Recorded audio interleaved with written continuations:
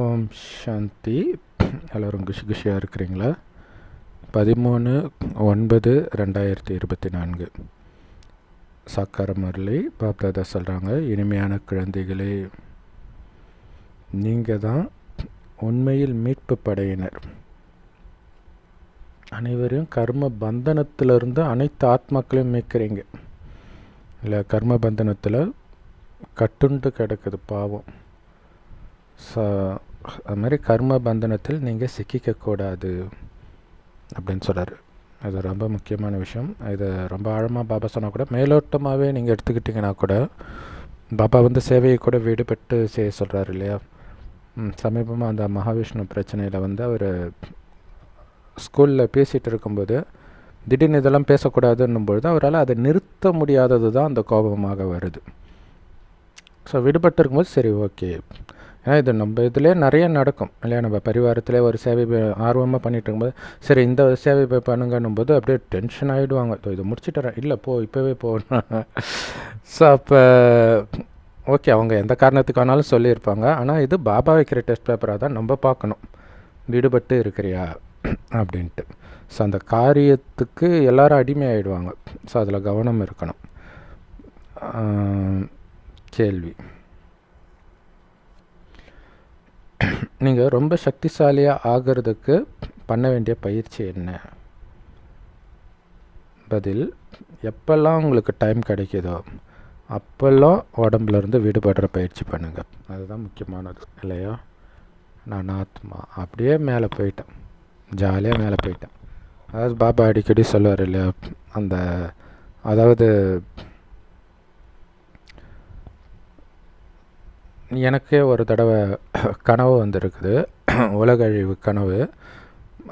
போயிட்டே இருக்கிறோம், அப்போ ஒரு பெரிய பில்டிங் இருக்குது, அதுக்கு மேலே கடல் அலை வருது. சரி முடிஞ்சிடுச்சு அப்படின்ட்டு ஒரு கும்பலாக போகிறோம் பிகேஸ். அப்படியே படுத்துட்டோம், எல்லாருமே படுத்துட்டு யோசிக்கிறேன், என்ன இன்னும் தண்ணி வரல, இன்னும் தண்ணி வரல, இப்படி யோசிச்சுட்டு இருக்கிறோம். அப்புறம் கனவு முடிஞ்சிச்சு. ஆனால் உண்மையிலே நம்ம இறக்கும் பொழுது, உடலை விட்டு உயிர் பிரியும் போது நமக்கு என்ன இன்னும் பரந்தாமல் வரல, இன்னும் பரந்தாமல் வரல, நான் பரந்தாமத்துக்கு போயிட்டுருக்கிறேன், இந்த சிந்தனை தான் இருக்கணுமே தவிர, ஐயோ பொண்டாட்டியை விட்டு போகிறோமே, பிள்ளையை விட்டு போகிறோமே, இவங்க நிலைமை ஆகும், அவங்க நிலைமை ஆகும். உனக்கு கணக்கு முடிஞ்சிடுச்சு, நீ ஜாலியாக போ, ட்ரான்ஸ்ஃபர் பண்ணியாச்சு, இங்கே இருக்கிற சுமையை விட்டாச்சு, போ. அது பக்குவப்படுத்துறதுக்கு தான் அடிக்கடி உடம்புலேருந்து விடுபடுங்க, அந்த பயிற்சி பண்ணிக்கிட்டே இருங்க. இங்கே இருக்கிற யாரும் இது கிடையாது, அவங்கவுங்க நடிப்பு. அம்மாவாக நடிக்கிறாங்க, மனைவியாக நடிக்கிறாங்க, கணவனாக நடிக்கிறாங்க, குழந்தையாக நடிக்கிறாங்க. அது வெறும் நடிப்பு தான். அவங்க புண்ணிய கணக்கு இருந்தால் அவங்கள பார்த்துக்கிறதுக்கு ஆட்கள் கண்டிப்பாக நாடகம் ஏற்பாடு செய்யும். புண்ணிய கணக்கு இல்லைன்னா ஒன்றும் பண்ண முடியாது. ஸோ இதை புரிஞ்சிக்கணும். ஸோ அப்படி விடுபட்டு இருக்கிறதுனால ஆத்மாக்களாகிய உங்களுக்கு இழந்த சக்தி மீண்டும் கிடைக்கும். சக்தி நிரம்பியவர்களாக ஆகிடுவீங்க. ஆத்மா சக்தி நிரம்பிடும். ஸோ அப்போ சக்தியை இழக்கிறது என்னது? புத்தி எதுலையாவது போய் ஒட்டிக்கிறது, யார் கூடையாவது ஒட்டிக்கிறது. பேர் புகழில், பொருளில், நிறைய இடங்களில் பேயிலும் பார்த்திங்கன்னா அந்த வீட்டுக்கு யார் வந்தாலும் பேய் அடிக்கும். ஏன்னா அந்த வீட்டுக்காரம்மாவுக்கு அவ்வளோ பற்று. அது மேபி வாடகை வீடாக கூட இருக்கலாம் இல்லையா, அது கூட பற்று இருக்கும். ஸோ அதனால தான் பாபா சொல்கிறார், ஆத்மா பலகீனமாக இருக்கிறனால தான் இந்த பிரச்சனை. என்னதில்லை, எதுவுமே என்னதில்லை. ஆத்மா பாபா கொடுத்த ஞானம் குணமாகி அதில் செய்த புண்ணியம் ஒட்டிக்கிட்டு இருக்கிற வரைக்கும் நாம் நல்லா இருந்தோம். புண்ணிய கணக்கு போயிடுச்சுன்னா முடிஞ்சு போச்சு, கர்ணன் மாதிரி காலி. ஸோ அந்த புண்ணிய கணக்கு ஒட்டி இருக்கிறது தான் அவங்க கவசத்தோடு வர்றதாக காட்டியிருக்கிறாங்க. பாபா சொல்கிறாரு, நீங்கள் அண்டர் கிரவுண்டு மிலிட்ரின்றார் இல்லையா? மறைமுகமாக பாதாள லோகத்தில் இருக்கிற மிலிட்ரி, மறைமுகமானது அதுதான் ரகசிய அண்டர் கிரவுண்ட் ஆப்ரேஷன் சொல்லுவாங்க இல்லையா? ஸோ அந்த மாதிரி மறைமுகமான மிலிட்ரி உங்களுக்கு பாபா, அவர் தான் கமாண்டர் இன் சீஃப். என்ன கட்டளை கொடுக்குறாரு? அட்டென்ஷன் ப்ளீஸ், கவனம் கொடுங்கள். எதுக்கு சொல்கிறார்? ஒரு தந்தையுடையவருடைய நினைவில் மட்டும் மூழ்கி சரீரமற்றவராக ஆகிடுங்க. அந்த ஒளிப்புள்ளியை நினைக்க நினைக்க அவர் என்னுடைய அப்பான்ற உணர்வு வர வர நானும் ஆத்மான்றதும் ஆழமாக பதிவாக ஆரம்பிக்கும். ஸோ இது எது பண்ணாலும் அந்த நினைவில் இருக்கணும். எது பண்ணுறதுக்கு முன்னாடியும் அந்த 5 ஸ்வரூப பயிற்சி பண்ணணும். இதெல்லாம் நீங்கள் பண்ண தான் அந்த நிலையை உங்களால் அடைய முடியும். என்ன பெரிய வேலை, ஒரு செகண்ட் ஒதுக்குங்க. முஸ்லீம்கள் கோடி ரூபாய் வருமானம் வந்தாலும் வெள்ளிக்கிழமை கடையை மூடிட்டு தொழுகைக்கு போயிட்டு தான் வராங்க. ஆனால் அதனால் அவங்களுக்கு எந்த நன்மையும் இல்லைன்னு நமக்கு தெரியும். ஆனால் நம்ம இங்கே நினைக்கிற ஒரு வினாடியும் நமக்கு கோடி மடங்கு வருமானம், அந்த ஒரு வினாடியை கூட நீ ஒதுக்க மாட்டேன்னா பாபா சொல்கிறார், உன்னை விட மிகப்பெரிய முட்டாள் கிடையாதுன்ற. ஓம் சாந்தி. ஸோ இந்த மிலிட்ரினாலே டெய்லியும் ஓட விடுவாங்க, கடுமையான பயிற்சிகள் கொடுப்பாங்க. இப்போ சமீபமாக போலீஸ் கால் எடுக்கும்பொழுது வடநாட்டில் அந்த 10 கிலோமீட்டர் ஓட வச்சுருக்கிறாங்க. அதில் நிறைய பேர் விழுந்து அதில் 10 பேர் இறந்தே போயிட்டாங்க. ஆனால் நாம் மிலிட்ரி, சக்தி வாய்ந்த மிலிட்ரி, ஆனால் நமக்கு வேலையெல்லாம் நினைவு மட்டும்தான். நான் அந்த மிலிட்ரியை சார்ந்தவன் ஞாபகம் வச்சுக்கோங்க. இந்த உலகத்தையே, குறிப்பாக பாரதத்தை அந்நியன் ராவணனுடைய பிடியிலிருந்து மீட்க வந்திருக்கிறோம்.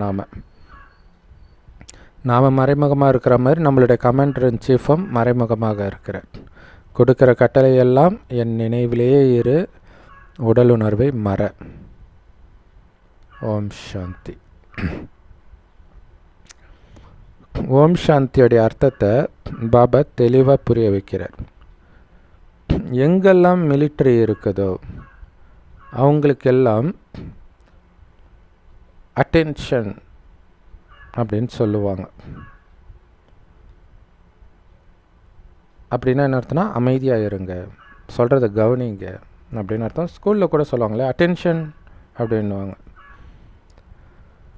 இங்கே கூட பாபா அட்டென்ஷன் அப்படின்னு சொல்கிறார். அமைதியாக நான் சொல்கிறத கேளுங்க, அமைதியாக இருங்கன்றதே ஒரு கட்டளை தான். அமைதியாக இருந்து என் ஒருவனின் நினைவில் மூழ்கி இருங்க, சுற்றி என்ன வேணாலும் நடக்கட்டும். உங்கள் வாய் வழியாக நீங்கள் பேசுகிறீங்க, மற்ற நேரம் ஃபுல்லாக சத்தத்தை கடந்த நிலையில் தானே இருப்பீங்க. அட்டென்ஷன், அப்பாவை நினைக்கிறீங்களா? ஒரு வாரத்திலும் பாபா இன்றைக்கி மிலிட்ரிக்காரராக முரளி எடுக்கிறார், கமாண்டர் இன் சீஃபாக முரளி எடுக்கிறார். அட்டென்ஷன், எல்லோரும் பாபா நினைவில் இருக்கிறீங்களா அப்படி கேட்குறார். ஸோ அந்த மிலிட்ரி பாஷையிலே பேசும்போது அது புரியும். ஸோ பாபாவுடைய வழி ஸ்ரீமத் கிடச்சிருக்குது, அல்லது ஆர்டர் கிடச்சிருக்குது. ஆத்மா நானுன்றதையும் உணர்ந்து அப்பாவையும் கண்டுபிடிச்சிட்டீங்க. அப்பாவை நினைக்காம பாவத்தை வென்றவராக, தூய்மையானவராக, சதோபிரதானமாக உங்களால் ஆகவே முடியாது. இதை விட்டால் வேறு வழியே கிடையாது. பாபா பாபா பாபா இல்லையா? பாபா நினைவு இல்லைனாலே ஆத்மா பலகீனமாயிடும். பலகீனமாயிட்டாலே பாவ எண்ணங்கள் மேலோங்க ஆரம்பிச்சிடும். ஸோ பாபா நினைவிலிருந்து பாவங்களை வெல்லுங்கள். அந்த தாமரை மலர் மேலே தான் எல்லா தேவதைகளையும் காட்டுறாங்க. ஸோ அப்படி தூய்மையாகணும். தாமரைனாலே தூய்மையாகவும் சதோபிரதானமாகவும் ஆகணும்னா அதுக்கு பாபா நினைவை விட்டால் வேறு வழியே கிடையாது. அதனால் இங்கே முக்கியமான விஷயமே நினைவு தான். அதனால் பாபா சொல்கிறார், இவ்வளோ நேரம் மிலிட்ரி கமாண்டராக சொன்னார் இல்லையா, அட்டென்ஷன்ட்டு இப்போ அப்பாவாக பேசுகிறார். இனிமையிலும் இனிமையான செல்லமான குழந்தைங்களே, உங்களை ஆத்மான உணருங்க குழந்தைகளே. அந்த அப்பாவை அன்பாக நினைவு செய்யுங்க குழந்தைகளே. ஸோ இந்த ஞானம் இப்போதைக்கான விஷயம்தான். ஆத்மான்னு உணர்ந்து அப்பாவை நினைவு செய்கிறது. கீதையில் இருக்குது இல்லையா, தேகத்தின் அனைத்து தர்மத்தையும் மறந்து என்னை சரணடை. இப்போ சங்கமேகத்துடைய விஷயம். எல்லா மதத்திலையும் இருக்கிறதுமே இப்போதைய விஷயம்தான். ஆனால் மனிதர்கள் வேறு காலத்தில் நடந்ததாக நினச்சிக்கிறாங்க. அந்தந்த தர்மஸ்தாபகர்கள் வாழ்ந்த நேரத்தில், அல்லது அவங்க அந்த கதை நாயகன் கிருஷ்ணர் எப்போ வாழ்ந்தாரோ அப்போ நடந்ததாக நினச்சிக்கிறாங்க. ஸோ வெளியிலையும் உலகியல் மிலிட்ரி இருக்குது, நீங்களும் மிலிட்ரி தான், இராணுவத்தினர் தான். ஏன்னா மிலிட்ரியிலே மறைமுகமாக அண்டர் கிரவுண்ட் ஆப்ரேஷன் பண்ணுறவங்க இருக்கிறாங்க. அவங்க மிலிட்ரி ட்ரெஸ் எல்லாம் போட்டிருக்க மாட்டாங்க, சாதாரண மனிதன் மாதிரி இருப்பாங்க. பெரிய பெரிய அந்த தீவிரவாதி, அந்த உளவு அமைப்பு, அதெல்லாம் மிலிட்ரியில் ஒரு பகுதி தான். எதிராளி கூடவே இருப்பாங்க, மறைவாக இருப்பாங்க. இஸ்ரேல் பாலஸ்தீனில் பார்த்திங்கன்னா, பாலஸ்தீன்லேருந்து சிலர் வந்து, பாலஸ்தீன்றதோட ஹமாஸ் தீவிரவாதிகள் இஸ்ரேல் மிலிட்ரியிலே சேருவாங்க. அதுக்கு ஏதோ பேர் கூட சொல்லுவாங்க, ஏதோ டபுள் சம்திங் ஏதோ சொல்லுவாங்க. அங்கே இருக்கிற மாதிரியே இருந்து அங்கேருந்து இங்கே இன்ஃபர்மேஷன் கொடுக்கணும். அது ரொம்ப ரிஸ்க்கு, மாட்டினாங்கன்னா அவ்வளோதான். அதேமாதிரி இங்கே இருக்கிறவங்களும் கூட அங்கே இருப்பாங்க, அவங்களுக்கு நல்ல சம்பளம் எல்லாம் கொடுப்பாங்க. ஆனால் திருப்பி நீங்கள் வெளியிலே வர முடியாது, அங்கேயே செத்து போக வேண்டியதுதான்.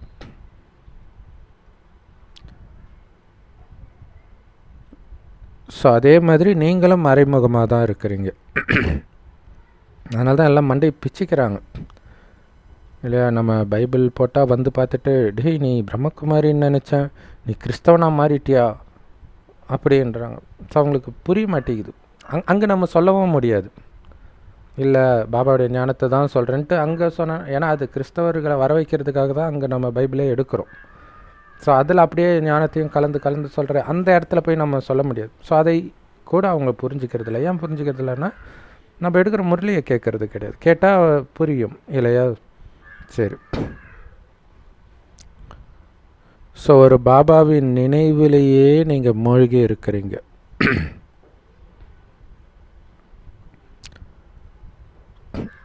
இதுக்கு பேர் தான் மறைமுகமானது. ஸோ ஏன் பாபா வந்து உங்களை அண்டர் கிரவுண்ட் மறைமுகமானவர்கள் சொல்கிறாருன்னா, யாருமே உங்களை அடையாளம் கண்டுக்க முடியாது. நீங்கள் தான் நாராயணன் சொன்னால் சிரிப்பாங்க எல்லோரும், ஆனால் அதுதான் உண்மை இல்லையா. இது ஆக்சுவலாக ஏதோ ஒரு கண்ணதாசன் பாட்டில் வரும்னு நினைக்கிறேன். கடவுளே வந்து சொல்லும்போது எல்லாம் சிரித்தாங்க, எங்கேயோ கேள்விப்பட்ட மாதிரி இருக்குது. சரி, ஆக்சுவலாக ஒரு படம் வரும்னு நினைக்கிறேன், கடவுள்னு ஒரு படத்தில் கூட அந்த மாதிரி வரும். நான் தான் கடவுள், கடவுள் போது யாருமே நம்ப மாட்டாங்கன்ட்டு. உங்களுடைய நினைவு யாத்திரை மறைமுகமாக இருக்குது. பாபா சொல்கிறாரு, என்னை நினைவு செய்யுங்க. ஸோ நீங்களும் மறைமுகமாக இருக்கிறீங்க, உங்களுடைய நினைவு யாத்திரையும் மறைமுகமாக இருக்குது. யாருக்காவது தெரியுமா நம்ம சொர்க்கத்துக்கு போய்கிட்டே இருக்கிறோன்ட்டு இல்லையா. ஆக்சுவலாக லவ் யூ பாபா, அந்த இறந்தவர்கள் பக்கத்தில் விளக்கேற்றுவாங்க, ஏன்னா அவங்க வெளிச்சத்தில் போகணும் அப்படின்ட்டு. அது வந்து பல வருஷம் கழித்து போவாங்கன்னு சொல்லுவாங்க. ஸோ அப்போ அது உண்மையில் சங்கமிகத்துடைய நினைவு. நம்ம தான் பல வருஷம் கழித்து போகிறோம், நாம் தான் இறந்துட்டோம். ஆனால் முழுசாக இறக்குறோமா அப்படின்னா, எந்த அளவுக்கு ஆத்ம தீபம் எரியுதோ அந்த அளவுக்கு இறந்துட்டோன்னு அர்த்தம். ஸோ அந்த ஆத்ம தீபம் தான் அங்கே நினைவு. ஸோ இப்போ இது சொர்க்கத்துக்கு போயிட்டு இருக்குதுன்றது யாருக்கும் தெரியாது. ஏன் தெரியாதுன்னா, எங்கள் உடம்பு இங்கே தானே இருக்குது, அதனால் அவங்களுக்கு தெரியாது. அதுக்கு தகுதியாக அங்கே நெருங்கி போய்கிட்டே இருக்குது.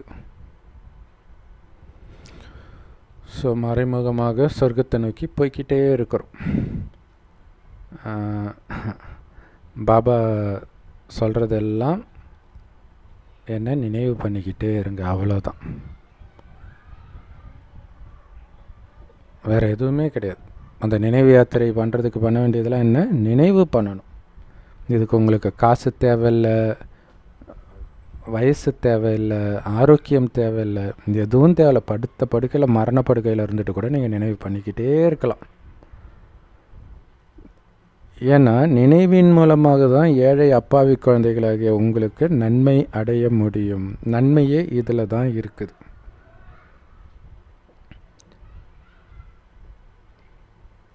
நீங்கள் அப்படி இல்லை அப்படின்னா ஏழையாகவே இருந்துடுவீங்க. சொர்க்கத்தில் பெரும்பாலும் பாபா குழந்தைங்க ஏழையாக தான் இருப்பாங்க இல்லையா. அப்படியே கஷ்டத்தின் உச்சத்தில் இருப்பாங்க, பெரும்பான்மையான பாபா குழந்தைங்க.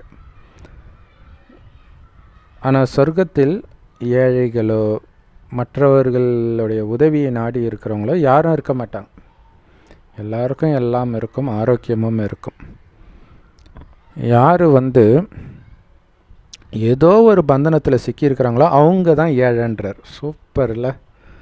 சான்ஸே இல்லை. கரெக்டு தான். இப்போ கல்யாணமே ஆகாமல் ஒருத்தன் இருக்கிறான் அல்லது ஒரு பொண்ணு இருக்கிறான்னா அவள் எவ்வளோ கம்மியாக சம்பாதிச்சாலும் அவள் பணக்காரி தான், அவளுக்கு எந்த செலவும் கிடையாது. ஆனால் கல்யாணம் ஆகி அவன் எவ்வளோ சம்பாதிச்சாலும் ஏழை தான். அது பாட்டுக்கு போய்கிட்டே இருக்கும், காசு பத்தலை தான்.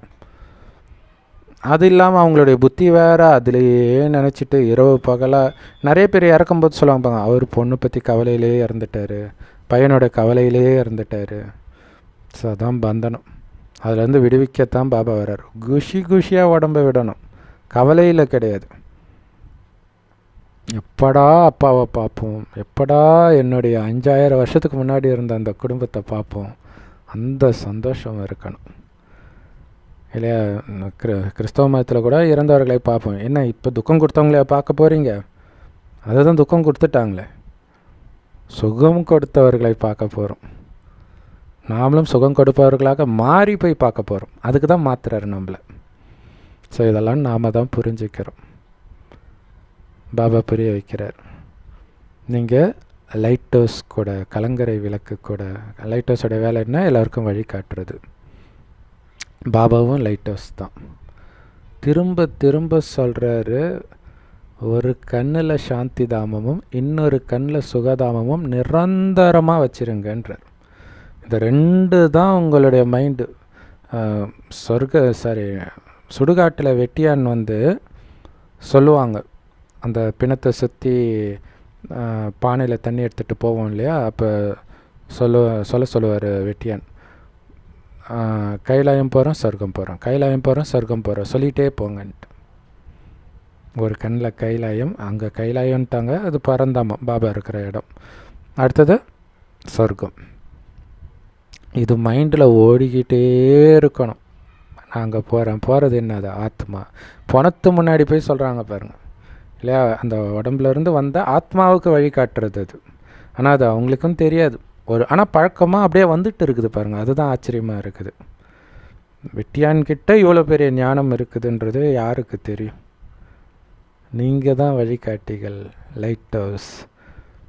உட்கார்ந்தாலும் எழுந்தாலும் நடந்தாலும் லைட்டாகவே இருங்க. 2 லைட்டு, ஒளியாக இருங்க, லேசாக இருங்க. எதுவும் என் இதில் அப்படியே கூட்டாக போகிறதுக்கு தயாராக இருக்கிறேன், ஜாலியாக இருக்கிறேன், வெயிட் பண்ணிகிட்டு இருக்கிறேன். அப்படி இருங்க. எல்லோருக்கும் சாந்தி தாமத்துக்கும் சுகதாமத்துக்குமான வழியை காட்டுங்க. எல்லாருடைய படகும் இந்த துக்கதாமத்தில் சிக்கிக்கிச்சு.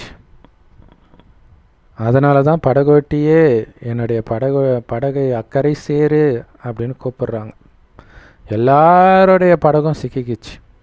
யார் அதை மீட்கிறது இல்லையா? ஒரு படகு நல்லா இருந்துச்சுன்னா, இப்போ சமீபமாக தமிழ் ட்ரெக்கர்ன்ற யூடியூப் சேனலில் ஆதிவாசிகளை பார்க்க 500 கிலோமீட்டர் நதி வழியாகவே போகிறாங்க ஷிப்பில். ஒரு சில இடங்களில் பள்ளம் இல்லை. அப்போ என்ன ஆகுது? அவங்க மோட்டர் போய் கீழே மண்ணில் சிக்கிக்குது. அப்புறம் எப்படி போக முடியும்? சிக்கிக்கிச்சு. இன்னொரு போட்டு அவங்க மோட்டர் மேலே வச்சுருக்கிறாங்க, கையிலே பிடிச்சிட்டு இருக்கிற மாதிரி இருக்குது. ஸோ அதனால் அவங்க இந்த போட்டை கட்டி இழுத்துட்டு விட்டுறாங்க ஒரு குறிப்பிட்ட டைம் வரைக்கும். சரி, ஆனால் இங்கே எல்லா போட்டும் சிக்கிட்டு இருக்குது, யார் காப்பாற்றுறது? ஸோ அதுக்கு தான் இதிலிருந்து எடுக்கக்கூடிய படகோட்டியாகிய சிவபாபாவை கூப்பிட்றாங்க.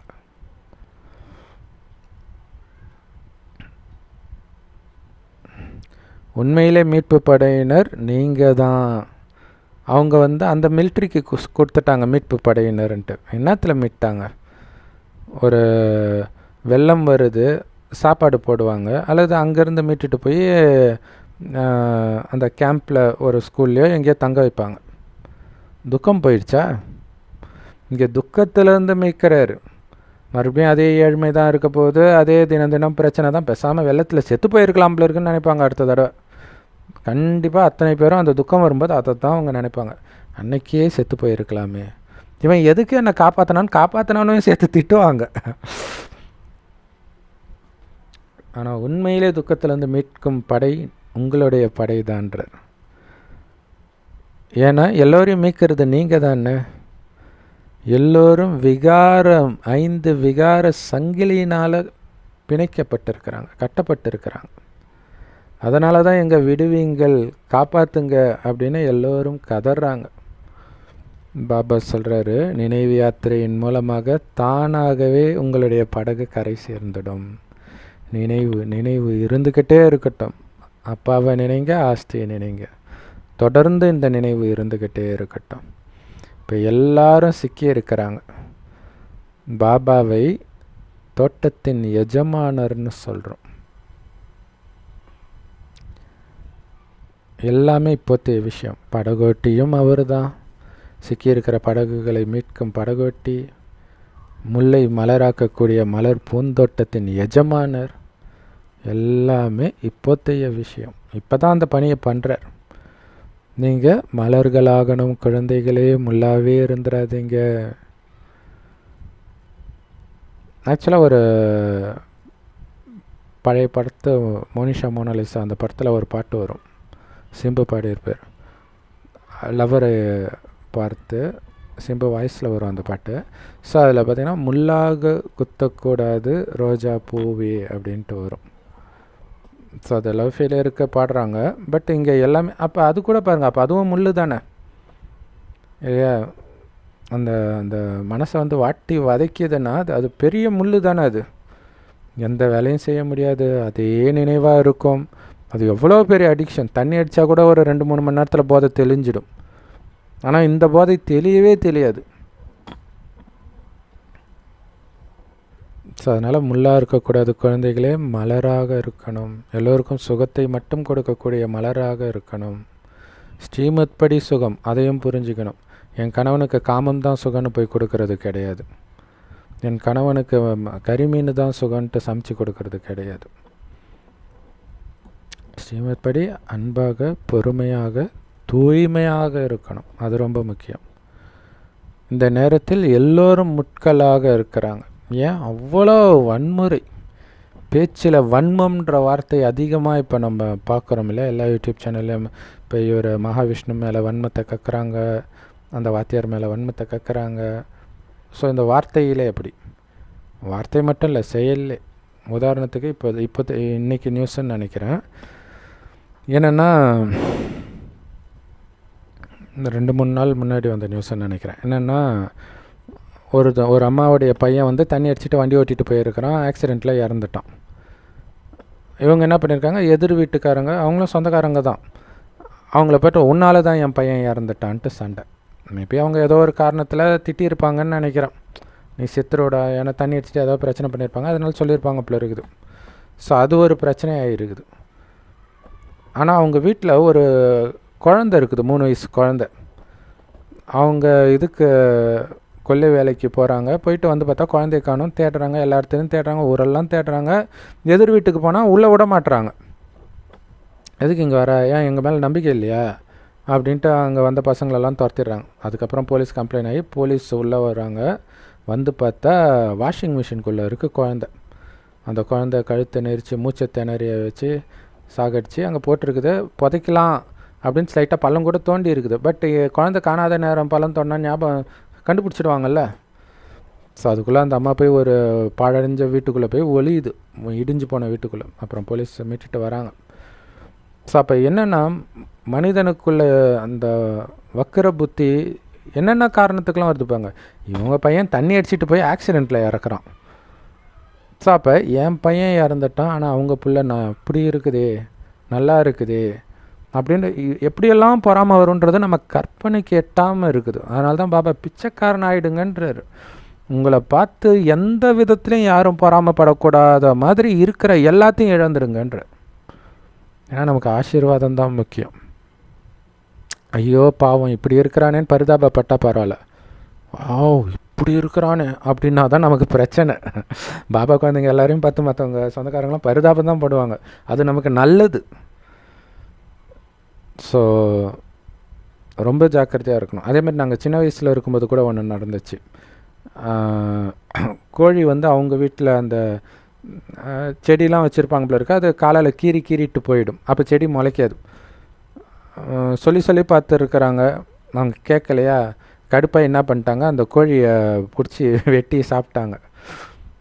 உடனே அந்த கோழி வளர்த்தவங்களுக்கு வந்துச்சு பாருங்க கோபத்தில் வராங்க வீட்டுக்குள்ளே. அவங்க அந்த நேரம் எல்லாம் தோட்டத்தில் இருக்கிறாங்க போல இருக்கு.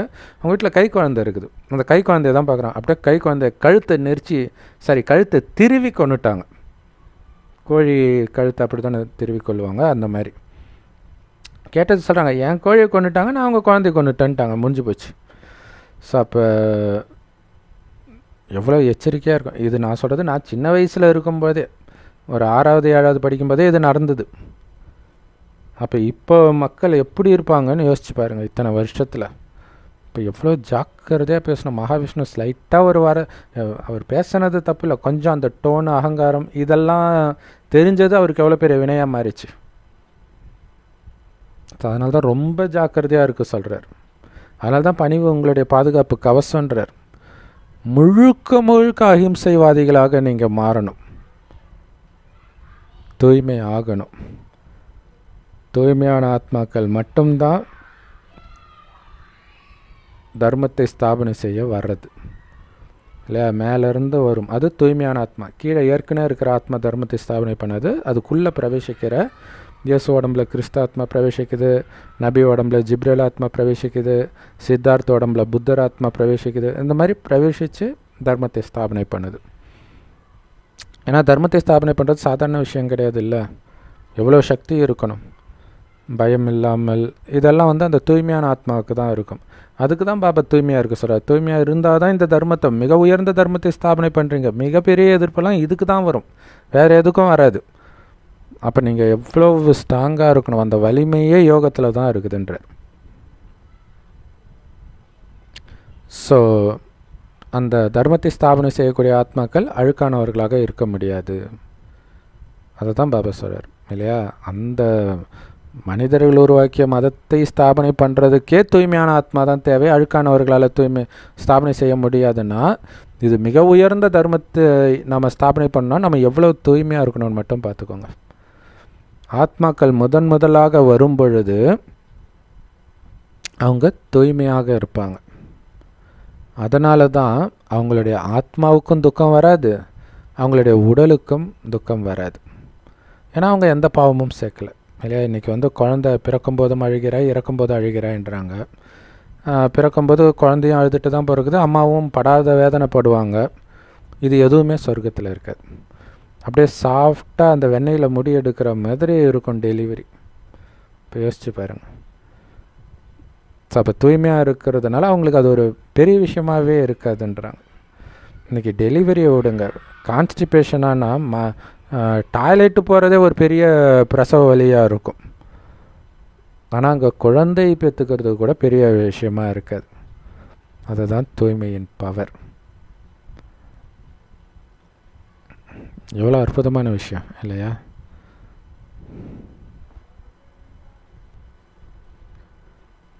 நாம் தூய்மையாக இருக்கும்பொழுது எந்த பாவமும் செய்கிறது கிடையாது, மற்றவர்களும் எந்த பாவமும் செய்கிறது கிடையாது.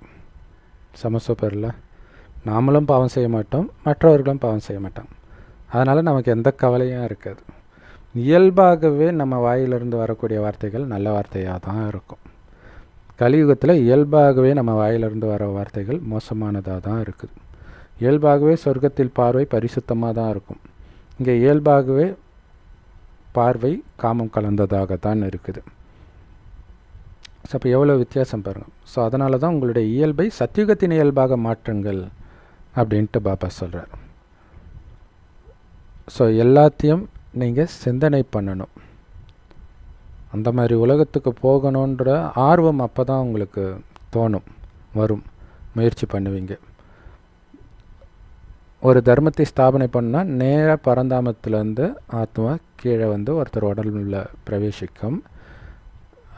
அதற்கு பிறகு தான் அந்த தர்மத்தை சார்ந்த ஆத்மாக்கள் எல்லாமே கீழே வரும். அதனால தான் இயேசு வந்த உடனே யாரும் அவர் சொன்னதை ஏற்றுக்கலை. ஏன்னா ஏற்றுக்கக்கூடிய ஆத்மாக்கள்லாம் மேலே இருக்கிறாங்க. ஸோ மொத்தத்தில் ஆள் இல்லாத கடையில் டீ யாத்திரைன்னு சொல்லுவாங்க இல்லையா, அதை தான் எல்லா தர்மஸ்தாபகரும் பண்ணுவாங்க. அவங்க இறந்து பல வருடம் கழித்து தான் அவங்களுடைய ஆத்மாக்கள் வந்து அது அந்த புஸ்தகத்தை உருவாக்கி அப்படியே மதங்கள் ஃபாலோ ஆகும். அப்புறம் அப்படியே ராஜ்யத்தை பிடிப்பாங்க, எல்லாமே நடக்கும். அதேமாதிரி சீக்கிய தர்மத்தின் வம்சமும் இருக்குது. சன்னியாசிகளுக்கு வம்சமே கிடையாது, ராஜ்யமும் கிடையாது. அவங்க ராஜா ஆகிறதில்ல. எப்படி ஆவாங்க? ஏன்னா ராஜ்யம் வந்து ராஜா குழந்த ராஜா ஆகும். சன்னியாசிகளுக்கு எப்படி குழந்த பிறக்கும்? அவங்க கல்யாணம் பண்ண மாட்டாங்க, அல்லது பண்ணாலும் விட்டு ஓடுருவாங்க. ஸோ அதனால் அவங்க ஒருபொழுதும் ராஜா ஆகிறது கிடையாது. அதனால தான் ராஜயோகத்தை சன்னியாசிகள் கற்றுக் கொடுக்க முடியாது. சூப்பரில் ஏன் கற்றுக் கொடுக்க முடியாதுன்னா இதுதான் காரணம். சீக்கிய தர்மத்தில் மகாராஜாக்கள் இருக்கிறாங்க. அவங்க தர்மத்தை ஸ்தாபனை செய்ய வரும்பொழுது உண்மையில் வருவது புது ஆத்மா. கிறிஸ்து கூட புத்தம் புதியதாக மேலே பரந்தாமத்திலிருந்து வந்து கிறிஸ்தவ தர்மத்தை ஸ்தாபனை செஞ்சது. புத்தரும் அந்த மாதிரி தான் மேலிருந்து புதியதாக வந்து புத்த தர்மத்தை ஸ்தாபனை செய்தார். அப்ரஹாம் வந்து இஸ்லாம் தர்மத்தை ஸ்தாபனை செய்கிறார். ஸோ எல்லா தர்மங்களும் அந்த தர்மஸ்தாபகரின் பெயரால் பெயர் வைக்கப்படுகிறது. ஸோ அது ஆக்சுவலாக அப்ரஹாம்ன்றத முஸ்லீம்கள் இப்ராஹிம்னுவாங்க. ஸோ அவர் மூலமாக உருவாக்கப்பட்டது தான் இஸ்லாம் தர்மம். ஸோ அதைத்தான் இப்போ வந்து யூதர்கள் தர்மம் அப்படின்னு தர்மம் சொல்ல யூதர்கள் அப்படின்றாங்க.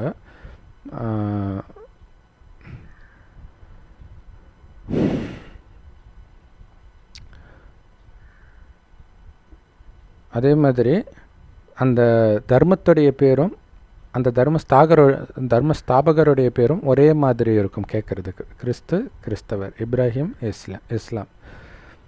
தேவதா தர்மம் வந்து அப்படி கிடையாது இல்லையா? தேவதை தர்மம், அதாவது அப்பா பேரே இங்கே வைக்கல, அப்பா தான் ஸ்தாபனை பண்ணுறாரு, சிவன்.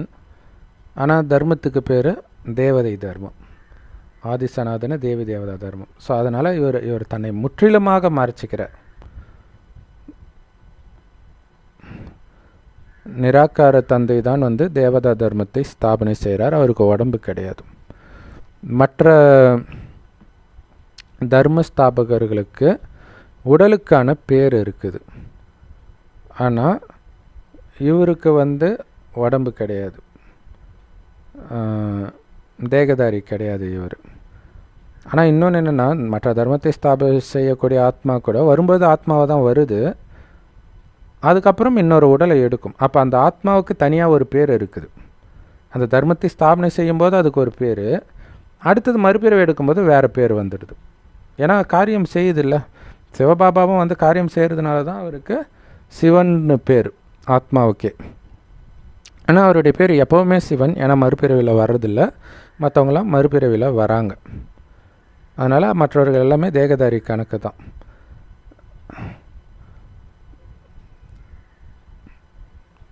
ஸோ அவங்களுடைய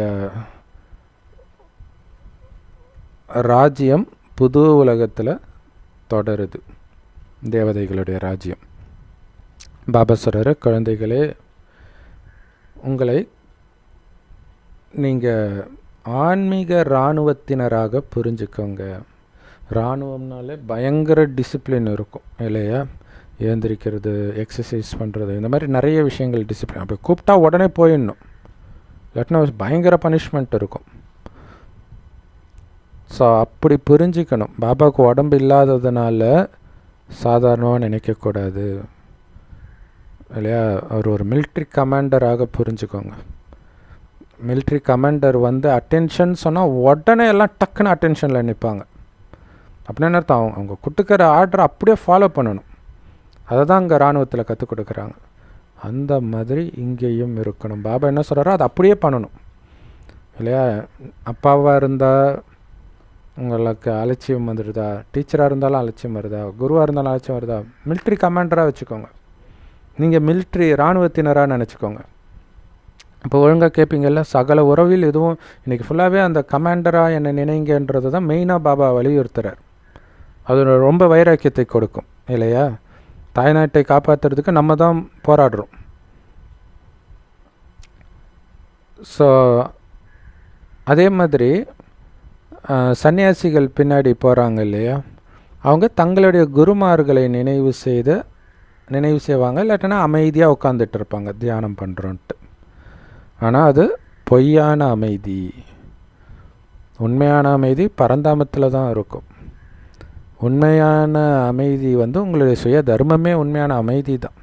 இப்போ ஆத்ம உணர்வில் இருந்தால்தான் அந்த அமைதியே உங்களால் உணர முடியும். அவங்க ஒன்றும் ஆத்மான்ற உணர்வில் இருக்கிறது கிடையாது, குருவை ஒன்றும் ஆத்மாவாக அவங்க நினைக்கிறது கிடையாது. அப்போ எப்படி அமைதி வரும்? சும்மா இருந்தால் அதுக்கு பேர் அமைதியா? ஸோ அப்போ நீங்கள் ஆத்ம உணர்வில் இருக்கிற அமைதிக்கும் சும்மா இருக்கிற அமைதிக்கும் மிகப்பெரிய வித்தியாசம் இருக்கும். ஏன்னா சும்மா இருந்த அமைதியை நம்ம அனுபவிச்சிருப்போம்ல பாபா ஞானம் கிடைக்கிறதுக்கு முன்னாடி. அதில் கிடச்ச பிறகு கூட நிறைய நேரம் சும்மா இருந்திருப்போம். ஆனால் பாபாவை நினைக்க உட்காரும்போது கிடைக்கிற அமைதி எப்படி இருக்கும்? அப்படி சக்திசாலியான அமைதியாக இருக்கும். ஸோ நாம் ஆத்மாக்கள், நம்முடைய சுய தர்மமே அமைதி தான். ஸோ அப்போ நம்ம யாரை நினைக்கணும்? நமக்கு இப்போ ஞானம் கிடைக்கிது.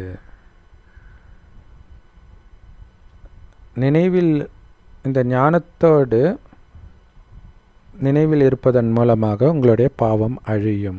ரொம்ப முக்கியமான விஷயம். ஸோ இதை பாபா அடிக்கடி சொல்லுவார். நிறைய பேர் அமிர்த வேலை யோகத்தில் தூங்குறாங்க அப்படிங்கிறதுக்கு நீங்கள் என்னை நினைவு செய்வதன் கூடவே ஒரு ஞான பாயிண்ட்டையும் சேர்த்து நினைவு பண்ணுங்கன்றார். அப்போ தான் நீங்கள் தூங்குறீங்களா இல்லையான்னு உங்களுக்கு தெரியும்.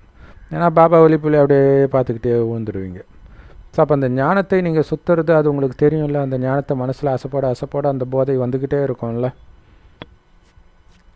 ஸோ அப்படி ஞானத்தோடு நினைவு செய்ய உங்களுடைய பாவங்கள் அழியுன்ற.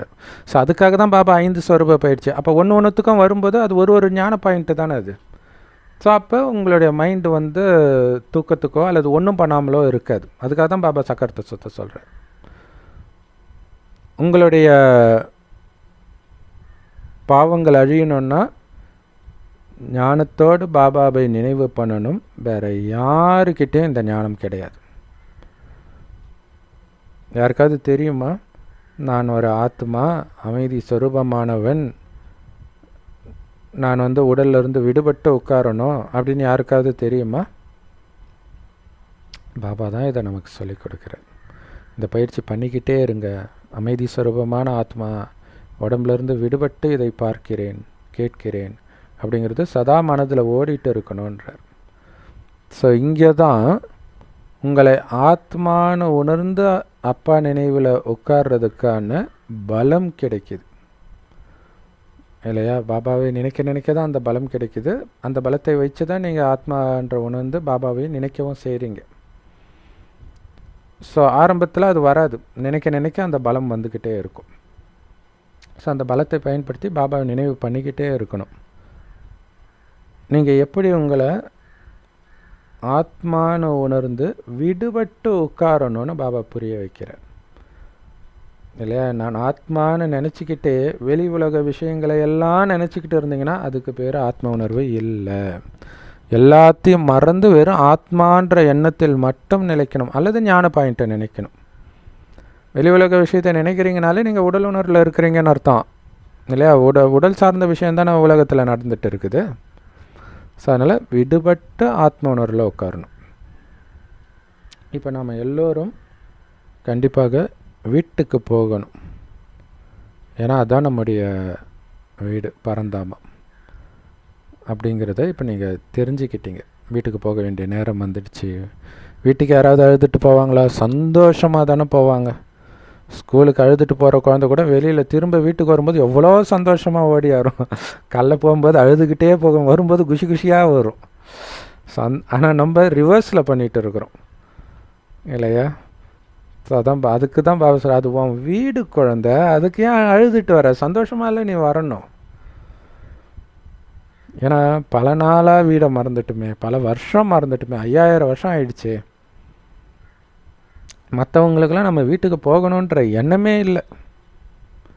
துக்கத்தை கொடுக்கக்கூடிய இடத்த தன்னுடைய வீடுன்னு புரிஞ்சுக்கிட்டு இருக்கிறாங்க. அழுக்கான ஆத்மாக்கள் வீட்டுக்கு போக முடியாது, அனுமதி கிடையாது. இல்லை நிறைய வீடுகளில் வந்து வீட்டு வாசல்லே தண்ணி வச்சுருப்பாங்க, காலை கழுவிட்டு தான் உள்ளே வரும். இன்னும் கேட்டிங்கன்னா இதுக்கு முன்னாடிலாம் ஐயர் வீட்டில் நிறைய வீடுகளில் பார்த்திங்கன்னா வெளியில் பாத்ரூம் கட்டியிருப்பாங்க, குளிச்சுட்டு தான் வீட்டுக்குள்ளே வருவாங்க வெளியில் போயிட்டு வந்தாலே. அப்போ பரந்தாம வீடு சாதாரண இடமா, தூய்மை ஆகிட்டு தான் வரணும். ஸோ அதனால தான் எல்லாம் வந்து கங்கையில் குளித்தா முக்தி அடையலாம், அது மாதிரி தண்ணியில் குளித்தா முக்தி அடையலான்றதெல்லாம் ஆத்மா தூய்மை ஆகிட்டு மேலே வரணுன்றது தான். அழுக்கானவர்களுக்கு அங்கே இடம் கிடையாது, போக முடியாது. முதல்ல அழுக்காக இருந்தால் நீங்கள் எப்படி பரந்தாமத்தை நினைக்க முடியும்? பரந்தாமத்தை மட்டும், வேறு எந்த நினைவும் இல்லாமல் நினைக்கிறது கடைசியில் அப்படி உலகம் மோசமாக இருக்கும். ஊறப்பட்ட எண்ணம் வரும், பயம் வேற இருக்கும், உலக அழிவு கண்ணு முன்னாடி பார்க்குறது. அப்போ எப்படி நீங்கள் ஆனந்தமாக நினைப்பீங்க? பயத்தில் நினச்சிட்டு போவீங்க, தப்பிச்சா போதும்னு போவீங்க. மொத்தத்தில் அவருடைய நினைவை தவிர எதுவும் இல்லாத பொழுது தான் நீங்கள் போக முடியும். அதே மாதிரி யாரை நினைவு செய்யணும்னு சொல்கிறதுக்கு யாரும் கிடையாது இல்லையா? கடவுளை நினைக்கணும்னு சொன்னாலும் கடவுள் எப்படி இருப்பார், எங்கே நினைக்கணும், நினச்சா என்ன ஆகும், அவர் என்ன பண்ணுறாரு, இதெல்லாம் யாராவது எந்த மதத்துலையாவது சொல்லியிருக்கிறாங்களா?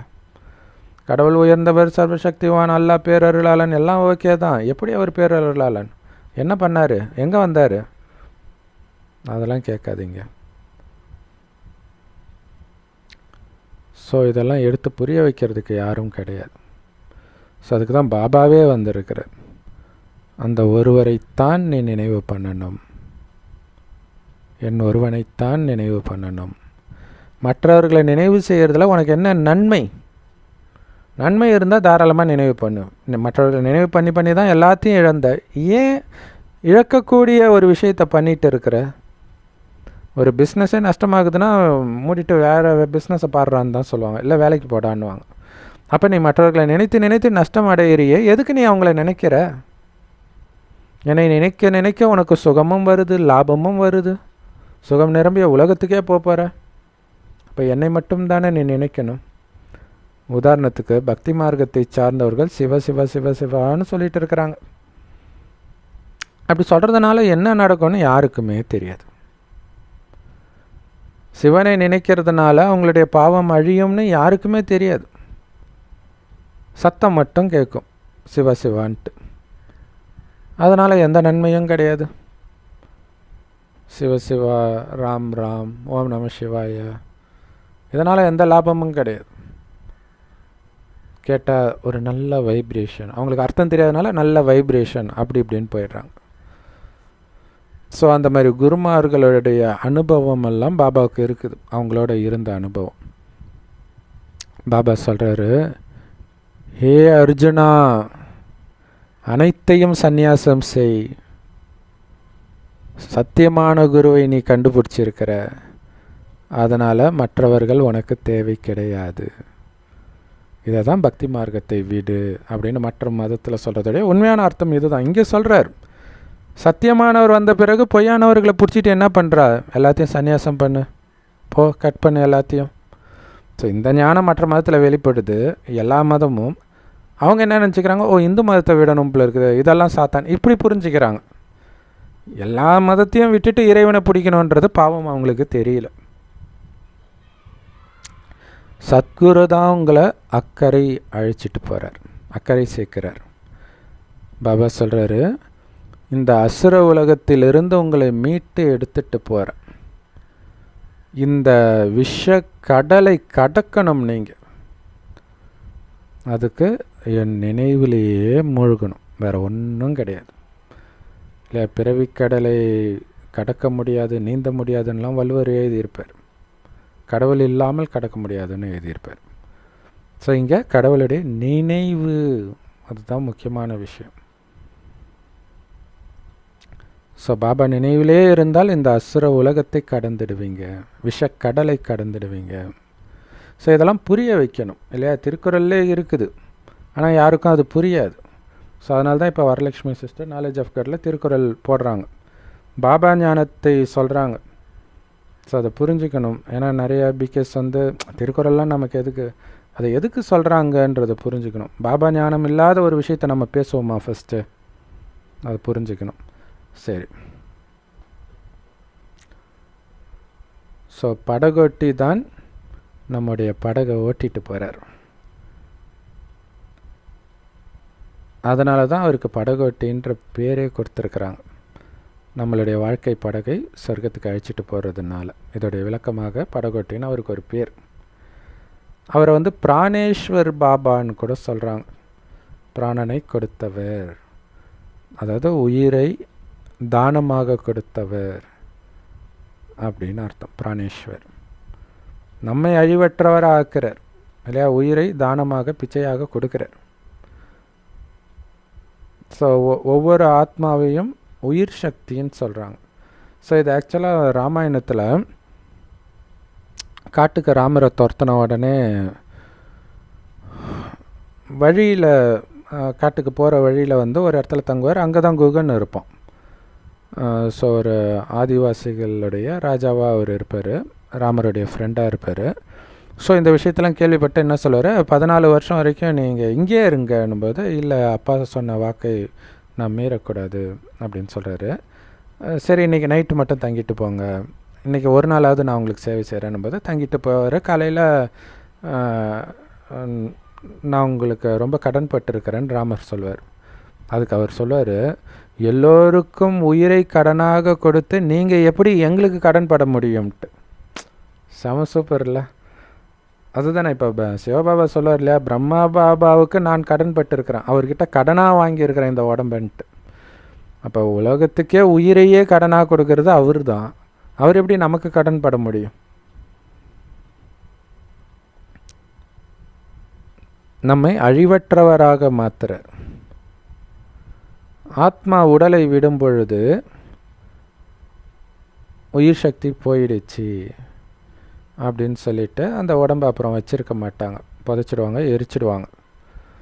ஆனால் எப்போ உடம்பில் ஆத்மா இருக்குதோ அது வரைக்கும் உடம்பு வந்து ஆரோக்கியமாக இருக்கும். ஆத்மா இல்லைன்னா உடனடியாக உடம்பு நார ஆரம்பிச்சிடும். அது யாராக இருந்தாலும் சரி, உலக அழகியாக இருக்கட்டும், உலக அழகனாக இருக்கட்டும், ஏன் கிருஷ்ணருடைய உடலாகவே கூட இருக்கட்டுமே, உயிர் இருக்கிற வரைக்கும் தான். அப்படி அழுகி போகிற உடம்பை வச்சு என்ன பண்ண போகிறீங்க? ஏன்னா சில இடங்கள்லாம் அப்படி ஒரு பழக்கம் இருக்குது, இறந்தவர்களை வந்து வச்சுருக்கிறாங்க பல வருஷமாக.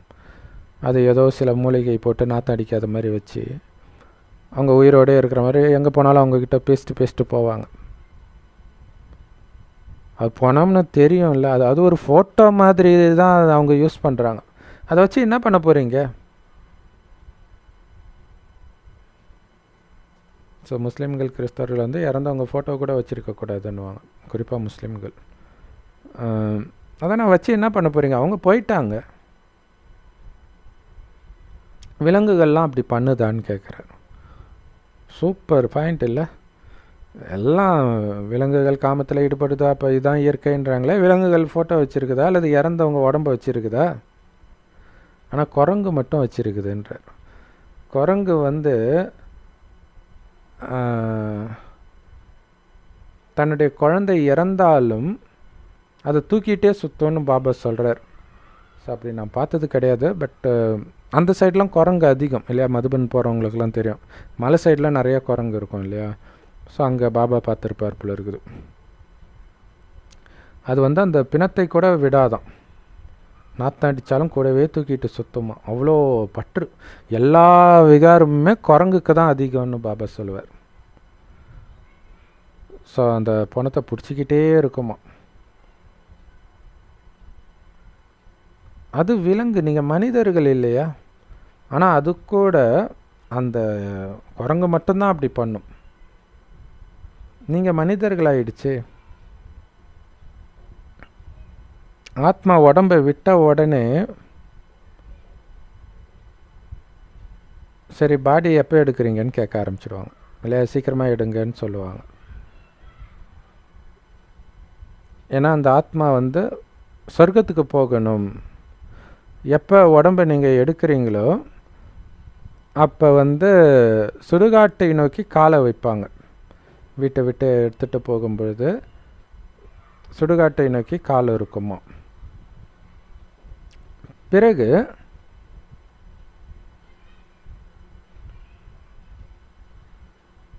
அங்கே சுடுகாட்டில் போன பிறகு என்ன பண்ணுவாங்க அப்படின்னா, அங்கே போய் கும்பிடுவாங்க இல்லையா, அதுக்கு முன்னாடி அந்த பணத்தை டைரக்ஷனை மாற்றுவாங்க. இங்கே ஏதோ சொல்லுவாங்க, ஹரிச்சந்திரன் மடமோ ஏதோ ஒன்று சொல்லுவாங்க, அந்த இடத்த அங்கே டைரக்ஷனை மாற்றுவாங்க.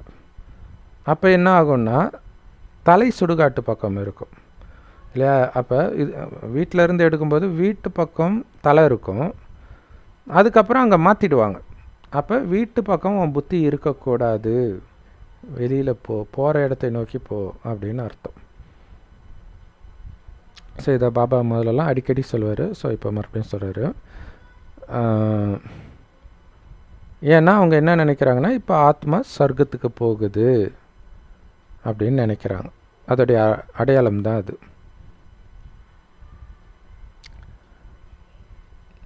ஸ்ரீகிருஷ்ணருடைய படத்தை துல்லியமாக நீங்கள் வரைஞ்சி காட்டியிருக்கிறீங்க. குறிப்பாக அது குழந்தை கிருஷ்ணர் இருக்கும் இல்லையா, அதை சொல்கிறார்.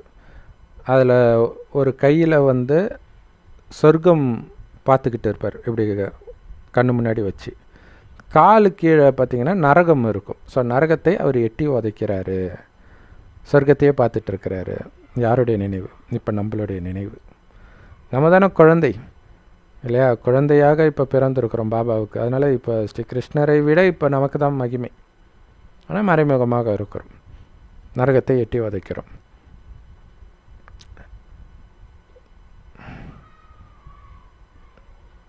ஸோ இது ஸ்ரீ கிருஷ்ணருடைய உடல் கிடையாது, அதாவது பிரம்மா உடலை சொல்கிறார்.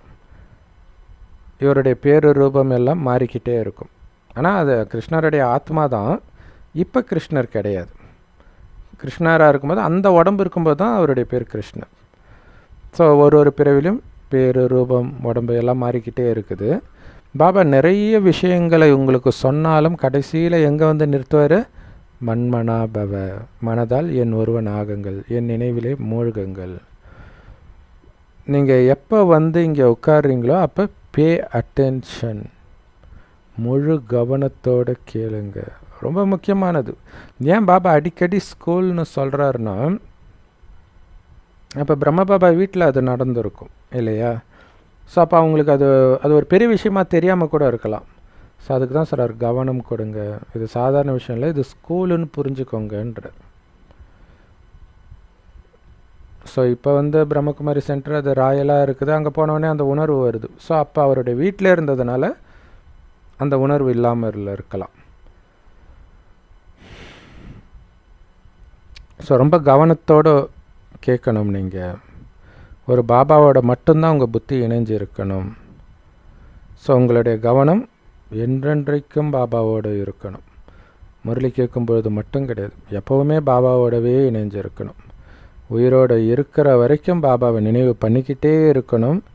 ஏன்னா நினைவின் மூலமாக மட்டும்தான் உங்களுடைய பல ஜென்மத்தின் பாவங்கள் துண்டிக்கப்படும். உங்களுக்கு நினைவு இல்லை அப்படின்னா உங்களுடைய பாவங்கள் அழியாது. ஜென்ம ஜென்மமாக எவ்வளோ பாவம் செஞ்சுருப்போம், கொஞ்சம் நெஞ்சமாக பண்ணியிருப்போம் இல்லையா. இப்படி நவந்தா ஒரு உதவும், இப்படி நவந்தா ஒரு உதவும். லௌகீகத்திலேருந்து பல பிரச்சனை வரும், அலௌகீகத்திலேருந்து பல பிரச்சனை வரும். பயங்கரமாக சேவை செய்ய செய்ய செய்ய செய்ய பயங்கரமாக வரும். மாயை பொறாமைனால் வரும், நிறைய வரும், பெரும்பாலும் பொறாமைனால் தான் வரும். ஸோ அப்போ ரொம்ப ஜாக்கிரதையாக நினைவிலேயே இருந்தால்தான் அந்த முக்கால ஞானத்தை உணர்ந்து இதை பண்ணலாமா, பண்ணால் என்னென்ன பிரச்சனை வரும் அதெல்லாம் பார்த்து பார்த்து அடி எடுத்து வைக்கணும். சும்மா அசால்ட்டாக அடி எடுத்து வச்சிங்கன்னா முடிஞ்சு போச்சு கதை. ஜாக்கிரதையாக இருக்கணும். அதான் பாபா சொல்கிறார், பாவத்தை எரிக்கணும். மீதி இருக்கிற பாவம் தண்டனை கொடுக்கறதுக்கு ரெடியாக இருக்குது, எதிரியாக வாயை பொழந்துட்டு இருக்குது. இப்போ நம்ம ரொம்ப நினைவு இருந்தால் கிட்ட நெருங்க முடியாது. இப்போ நினைவு கட்டாகாமல் பார்த்துக்கோங்க குழந்தைகளே. நினைவில் உட்காரும்போது உங்கள் கண்களை மூடாதீங்க. மூடினீங்கன்னா பாபாவை நினைக்கிறீங்களா தூங்குறீங்களான்னு தெரியாது. சன்னியாசிகள் தான் கண்களை மூடி தியானம் பண்ணுறாங்க. சில சன்னியாசிகள் பெண்கள் முகத்தை கூட பார்க்க மாட்டாங்க, கண்ணை கட்டிட்டு உட்காந்துட்ருப்பாங்க காந்தாரி மாதிரி. ஆனால் நீங்கள் இங்கே கண்ணை திறந்துட்டு உட்காந்துட்டு இருந்தாலும் இந்த கண்ணினால் தெரியும் விஷயத்தை நீங்கள் பார்ப்பதில்லை. மாறாக மூன்றாவது கண்ணின் மூலமாக சுயதர்சன சக்கரத்தை சுற்றிக்கிட்டே இருக்கிறீங்க. படைப்பவரை பற்றிய ஞானம், படைப்பின் முதலிடை கடை பற்றிய ஞானம், இதை சுற்றிக்கிட்டே இருக்கிறீங்க. அதனால் எதிர இருக்கிறது உங்களுக்கு தெரியாது. நீங்கள் லைட் ஹவுஸ், இது துக்கதாமம். ஒரு கண்ணில்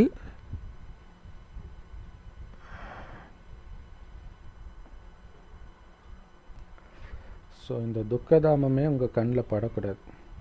ஒரு கண்ணில் முக்தி தாமமும் இன்னொரு கண்ணில் சுகதாமம், அதாவது சொர்க்கமும் தான் தெரியணும்.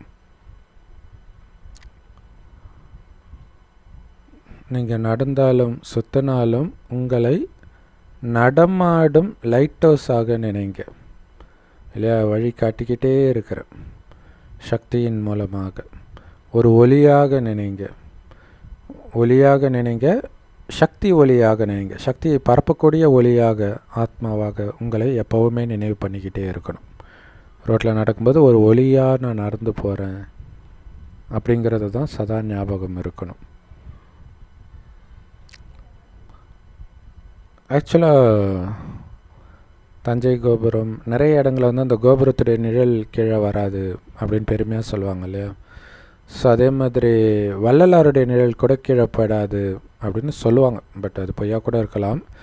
ஆனால் இங்கே உண்மையான விஷயம் என்னென்னா, நிழல் எப்போ வரும்? உடம்புல இருந்து தான் வரும். உடம்பே இல்லைன்னா, ஏன்னா பாபா சொல்கிறார், அது மாதிரி ஒளியாகவே இருக்கும்போது ஒளியாகவே தெரிவிங்க மற்றவர்களுக்குன்னு சொல்கிறார். கடைசி நேரத்தில் அது அப்படி தான் உங்களுக்கு பாதுகாப்பே இருக்கும். ஸோ அப்போ உடல்னு உணர்ந்தால்தான் அவங்க உடலை பார்ப்பார்கள். உங்களை ஒளின்னு நினைத்தால் அவர்களுக்கு ஒளி தெரியும்ன்றார். அதனால்தான் உங்களை நடந்தாலும் சுத்தினாலும் ஒரு ஒளியாகவே நினைங்க. ஸோ பாபா விதவிதமான உதாரணங்களை கொண்டு உங்களுக்கு விளக்கம் கொடுக்கிறார். ஸோ அதே நேரத்தில் உங்களுக்கு நீங்களே நன்மை செஞ்சுக்கணும். பாபா என்ன தான் புரிய வச்சாலும் அதை அசை போட்டு இன்னும் நிறைய ஞான சிந்தனை பண்ணி இன்னும் நிறைய உதாரணங்களை நீங்களே எடுத்துகிட்டு வந்து உங்கள் மனதில் ஆழமாக பதிய வைக்கணும். அப்படி லைட் ஹவுஸ் ஆகிறதுனால தான் உங்களுக்கு நீங்களே நன்மை செஞ்சுக்கிறீங்க. கண்டிப்பாக பாபாவுடைய நினைவிலே இருக்கணும். கம்பைன் ஸ்வரூபத்தில் லைட் ஹவுஸாக இருக்கணும். ஒளியாகவும் போகணும், பாபாவோடு இணைந்து போகணும். பாபா ஒளி, நானும் ஒளி, ரெண்டு ஒளியும் இணைஞ்சு இருக்கிறோம். ஜோதியோட ஜோதி ஐக்கியமாகிறதுலாம் பரந்தாமத்தில் போய் கிடையாது. இங்கே அப்படி ஐக்கியமாகிடுங்க. ஐக்கியம்னா நான் ஒன்றோட ஒன்று பக்கத்தில் இருக்கிறது. நீங்கள் தெருவில் மனிதர்களை சந்திக்கும் பொழுது கூட இந்த ஞானத்தை அவங்களுக்கு சொல்லணும் இல்லையா? வழிகாட்டுறதா உங்களுடைய வேலையே.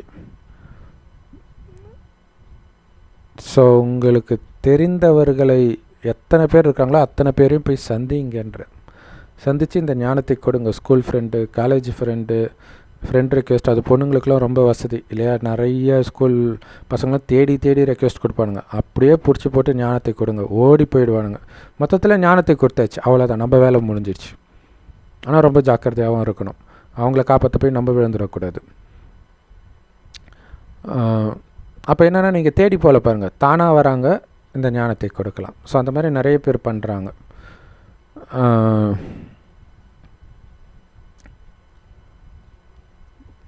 அந்த மனிதர்கள் சும்மா ஒருத்தரை பார்த்து ராமான்றாங்க. அதேமாதிரி ராதே ராதேன்னுவாங்க, சாய்ராம்னுவாங்க. அவங்களாம் என்ன கடவுளை நினைக்கிறாங்க? என்னன்னே தெரியாமல் சொல்லிட்டு இருக்கிறாங்க. பாபா குழந்தைங்களும் அதே மாதிரி ஓம் சாந்தி சொல்கிறாங்க. அதை உணர்ந்து நான் அமைதியான ஆத்மா, நான் அமைதியாக இருக்கிறேன், நீங்களும் அமைதியாக இருக்கிறீங்களா, அமைதியில் நிலைச்சிருங்கன்னு ஞாபகப்படுத்துறது அது ஓம் சாந்தின்னு சொல்கிறது. அதேமாதிரி பாபா நினைவில் இருக்கிறீங்க தானே அப்படின்னு சொல்லுங்கள். ஒரு நிமிஷம் பாபா நினைவில் இருந்துட்டு பேசலான்னு சொல்லுங்கள். ஸோ அப்போ அவங்க டக்குன்னு பாபாவை நினைக்க ஆரம்பிப்பாங்க. அப்போ வீண் விஷயங்கள் கூட வராது. ஸோ இது துக்கதாமம் அப்படின்னு உங்களுக்கு தெரியுமான்னு அவங்கக்கிட்ட கேளுங்க. பார்க்குறீங்களே நியூஸ் பேப்பரில் இது நடந்துச்சு, அது நடந்துச்சு, கொல்கத்தா டாக்டரை ரேப் பண்ணி கொலை பண்ணாங்க. இதில் ஏங்க ஆச்சரியப்படுறீங்க? இதாங்க துக்கதாமம், இதாங்க நரகம். உங்களுக்கு அமைதி வேணும்னா அது வேறு இடம், அது பரந்தாமம். சுகம் வேணும்னா அது வேறு இடம், அது சுகதாமம். அங்கே போகணுமா? நாங்கள் அழிச்சிட்டு போக தான் வந்திருக்கிறோம் அப்படின்னு சொல்லுங்கள். ஸோ இந்த 3 படங்களை வைத்து யாருக்கு வேணாலும் ஈஸியாக புரிய வைக்கலாம். ஏன்னா இந்த படங்கள் அவங்களுக்கு சிக்னல் கொடுக்குது. எப்படி ஒரு லைட் ஹவுஸ் சிக்னல் தானே கொடுக்குது, இந்த சைடு போகணும், இந்த சைடு ஊர் இருக்குது, இதை கடந்து நீங்கள் எந்த பக்கம் போகணுமோ அந்த டைரெக்ஷனில் போங்க அப்படின்ட்டு சிக்னல் கொடுக்குது இல்லையா? ஸோ ஒவ்வொரு ஆத்மான்ற படகும் ராவணனுடைய ஜெயிலில் சிக்கிக்கிச்சு.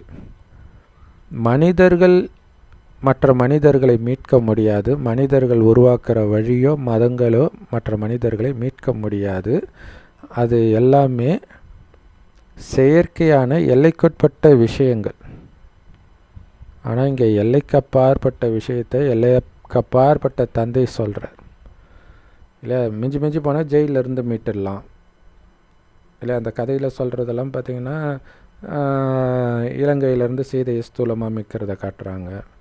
அங்கே எகிப்திலேருந்து அடிமையை மீட்கிறத குரான் பைபிளில் காட்டுறாங்க. அதெல்லாம் எல்லைக்குட்பட்ட செயற்கையான விஷயங்கள். ஆனால் எல்லைக்கப்பாற்பட்டது ஆத்மாவை மீட்கிறார், இந்த உலகத்திலிருந்தே மீட்கிறார். குறிப்பாக கிறிஸ்தவ மதத்தில் மீட்பர், லிபரேட்டர்ன்ற வேர்டை நிறைய சர்ச்சிலே போட்டிருக்கும்.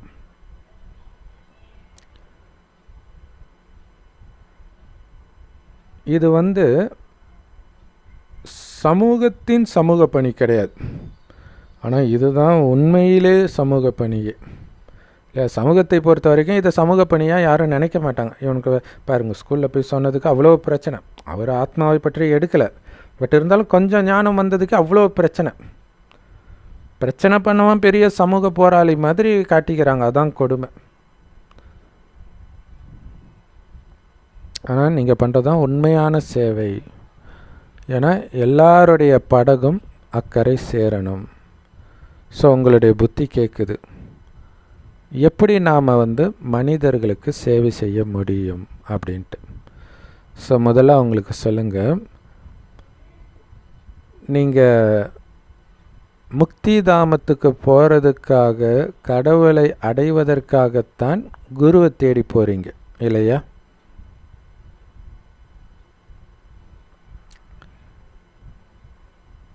அப்படியெல்லாம் நீங்கள் யாரையும் அடைய முடியாது அப்படின்னு சொல்லுங்கள்.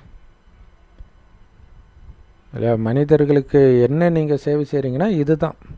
நீங்களாக தேடி போகிறீங்க, குருவை தேடி போகிறீங்க, எங்கெங்கேயோ போகிறீங்க. இளையராஜா போவாராம், ஒவ்வொரு பௌர்ணமிக்கும் போயிடுவாராம் கிரிவலம் சுற்றுறதுக்கு. ஏதோ ஒரு சித்தர் பெருமையாக சொல்லிக்கிறார். ஆனால் இங்கே கடவுளே நேரடியாக வரார். பாவம் அவங்களுக்கு தெரியல. அவர் சொல்கிறார், எனக்கு இனிமேல்ட்டு மறுஜன்மம் கிடையாது அப்படிங்கிறார். அப்படியா? வாழ்க்கை படகு அக்கறை சேர்க்கக்கூடியவர் கிடச்சிட்டாரா? பாபா மட்டும்தான் அவரை அடைவதற்கான வழியை சொல்ல முடியும். வேத சாஸ்திரங்கள்னாலேயோ மனிதர்களாலேயோ அவங்க கையை பிடிச்சி எல்லாம் நீங்கள் கடவுளை அடைய முடியாது. மனிதர்கள் நினைக்கிறாங்க வேத சாஸ்திரங்களை படித்தாலே நாம் கடவுளை அடைய முடியும் அப்படின்னு நினைக்கிறாங்க. இந்த நம்பிக்கையில் வாழ்ந்தாலே ஏதோ ஒரு ரூபத்தில் நாம் கடவுளை அடைஞ்சிடுவோம் போக போகன்னு நினைக்கிறாங்க. ஸோ பாபா எப்போ நீங்கள் அவரை அடைய முடியும், எப்படி அடைய முடியுன்ற எல்லாத்தையும் நமக்கு புரிய வைக்கிறார். எல்லாமே இந்த படத்தில் இருக்குது. அந்த ஒருவரை மட்டும்தான் நீங்கள் நினைவு செய்யணும். உண்மையிலே தர்மஸ்தாபகர்களும் எல்லாருமே அதைத்தானே சொல்கிறாங்க சிக்னலாக. கடவுளை நினைவு செய்யுங்க, அல்லாவை மட்டும் நினைவு செய்யுங்கன்னு தான் நபி சொல்கிறாரு. பரமபிதாவை நினைவு செய்யுங்கன்னு தான் இயேசு சொல்கிறாரு. ஆனால் அவர் எப்படி இருப்பார், எப்படி நினைக்கிறதுன்னு மட்டும் அவங்க சொல்லலை, அவங்களுக்கு தெரியாது. ஸோ அதைத்தான் நாங்கள் சொல்கிறோம்.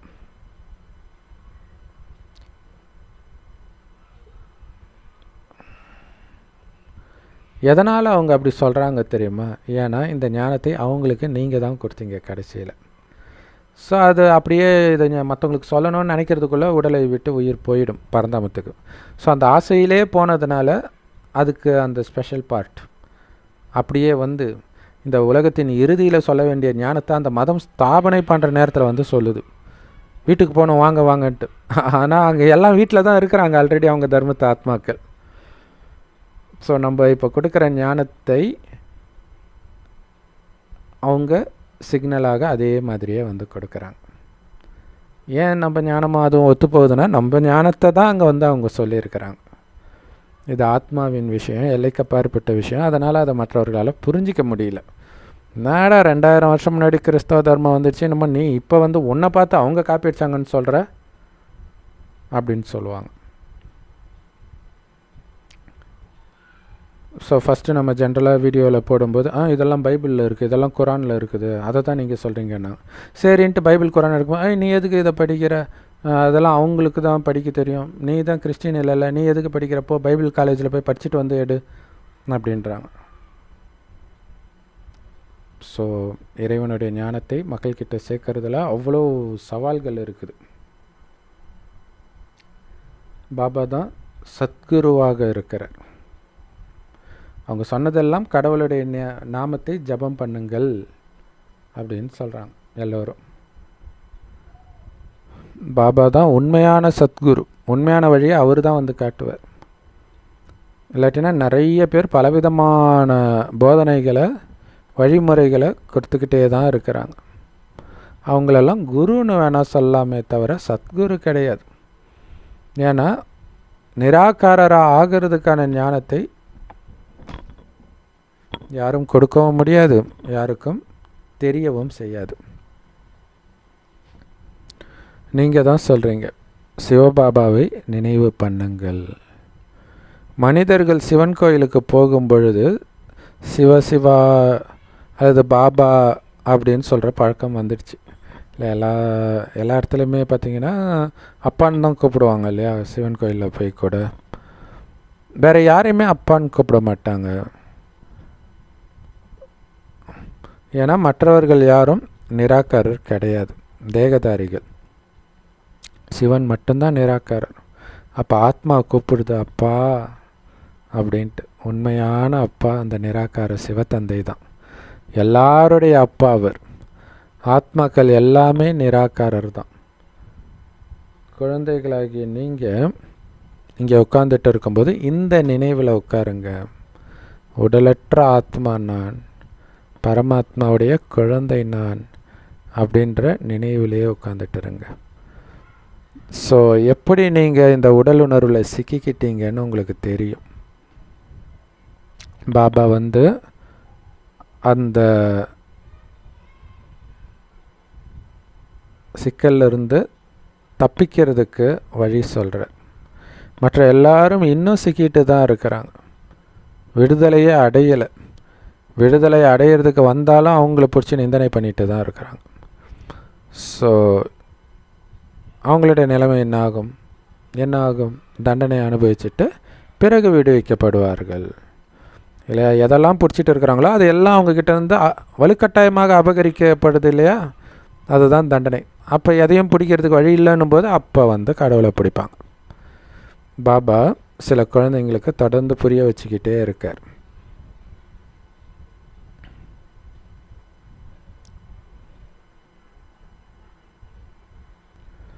ஸோ சில குழந்தைங்களுக்கு பாபா சொல்கிறாரு, நீங்கள் தண்டனை அடைந்தால் கூட கொஞ்சமாவது பரிசு அடையணும். யார் ரொம்ப தண்டனை அடைகிறாங்களோ அவங்க சுத்தமாக அவங்களுடைய பதவியை இழந்துடுறாங்க, ரொம்ப சின்ன பரிசு தான் அடைகிறாங்க. ஸோ அப்போ நிறைய தண்டனை அடைகிறாங்கன்னா என்ன அர்த்தம்? பாவம் அப்படியே இருக்குது, நினைவு பண்ணலை, அதனால் இன்னும் நிறைய பாவம் செஞ்சுருப்பாங்க. இருந்தாலும் ஞானத்தை கேட்டதுக்காக கொஞ்சம் பரிசு, என்னது சொர்க்கத்துக்கு வர்றது, ஆறுதல் பரிசு. ஆனால் நீங்கள் தண்டனை கம்மியாக அடைஞ்சிங்கன்னா பரிசு நல்ல பரிசு கிடைக்கும் அப்படிங்கிறார். மொத்தத்தில் தண்டனை உறுதி, அது கம்மியாக அதிகமானது தான் இருக்குது. இது முட்களின் காடு இல்லையா. தண்டனையெல்லாம் இப்போவே தான் அடைஞ்சிட்ருக்குறோம் இல்லையா. ஸோ அடையிறது நல்லது. நம்மளை திட்டிக்கிட்டே இருக்கிறாங்கன்னு வச்சுக்கோங்களாம், நான் அதுதான் நினைப்பேன். லௌகீகத்துலேயும் சரி அலௌகீகத்துலேயும் சரி நமக்கு நிந்தனை பண்ண ஆஹா திட்டியே நம்ம பாவத்தை எல்லாம் அழிச்சிடுறாங்க, அது ரொம்ப நல்ல விஷயம் தானே. நீங்கள் பட்டு கண்டுக்காமல் போயிட்டே இருக்கணும். ஏன்னா உங்களுக்கு எந்த வழியும் இல்லாமல் உங்களுடைய பாவத்தை உருவி எடுக்கிறாங்கன்னா அவங்களுக்கு நீங்கள் நன்றி தானே சொல்லணும். இது முட்களின் காடாக இருக்குது. எல்லாரும் ஒருவரை ஒருவர் முள்ளு மாதிரி குத்திக்கிட்டே இருக்கிறாங்க. சொர்க்கத்தை தான் அல்லாவின் பூந்தோட்டம்னு சொல்கிறோம். கிறிஸ்தவர்கள் கூட பாரடைஸ் ஏதோ ஒரு நேரத்தில் இருந்ததுன்னு சொல்கிறாங்க. ஸோ அதற்கான காட்சிகள் கூட அவங்களுக்கு கிடைக்கிது. இல்லை நிறைய பேர் சொல்லுவாங்க, அந்த நியர் டெத் எக்ஸ்பீரியன்ஸில் நான் சொர்க்கத்தை பார்த்தேன்னுலாம் சொல்கிறாங்க. அந்த மாதிரி சொர்க்கத்தை அவங்களுக்கு காட்சி கிடைச்சாலே பாபா சொல்கிறார் பெரிய ரகசியத்தை, அவங்க நம்ம தர்மத்தை சார்ந்தவர்களாக இருப்பதற்கு வாய்ப்பு இருக்குதுன்றார். இல்லாட்டினா அவங்களுக்கு ஏன் சொர்க்கத்தின் காட்சி கிடைக்க போகுது? அப்போ அவங்க நம்ம தர்மத்திற்கு வந்துடுவார்கள். எவ்வளோ சூப்பரான பாயிண்ட்டு இல்லையா? ஆனாலும் சொர்க்கத்தின் காட்சி கிடைச்சிட்டாலே சொர்க்கத்துக்கு வரமாட்டாங்க, முயற்சியும் பண்ணணும் இல்லையா? சும்மா காட்சி பார்க்கறதுனால என்ன கிடைக்க போகுது? பார்க்கறதுனாலே எல்லோரும் போயிட போகிறது கிடையாது. அப்பாவை அடையாளம் கண்டுக்காதவரை, இந்த ஞானத்தை எடுக்காதவரை யாரும் சொர்க்கத்திற்கு வர முடியாது. ஏன்னா சொர்க்கத்தில் ரொம்ப கம்மியான தேவதைகள் தான் இருப்பாங்க.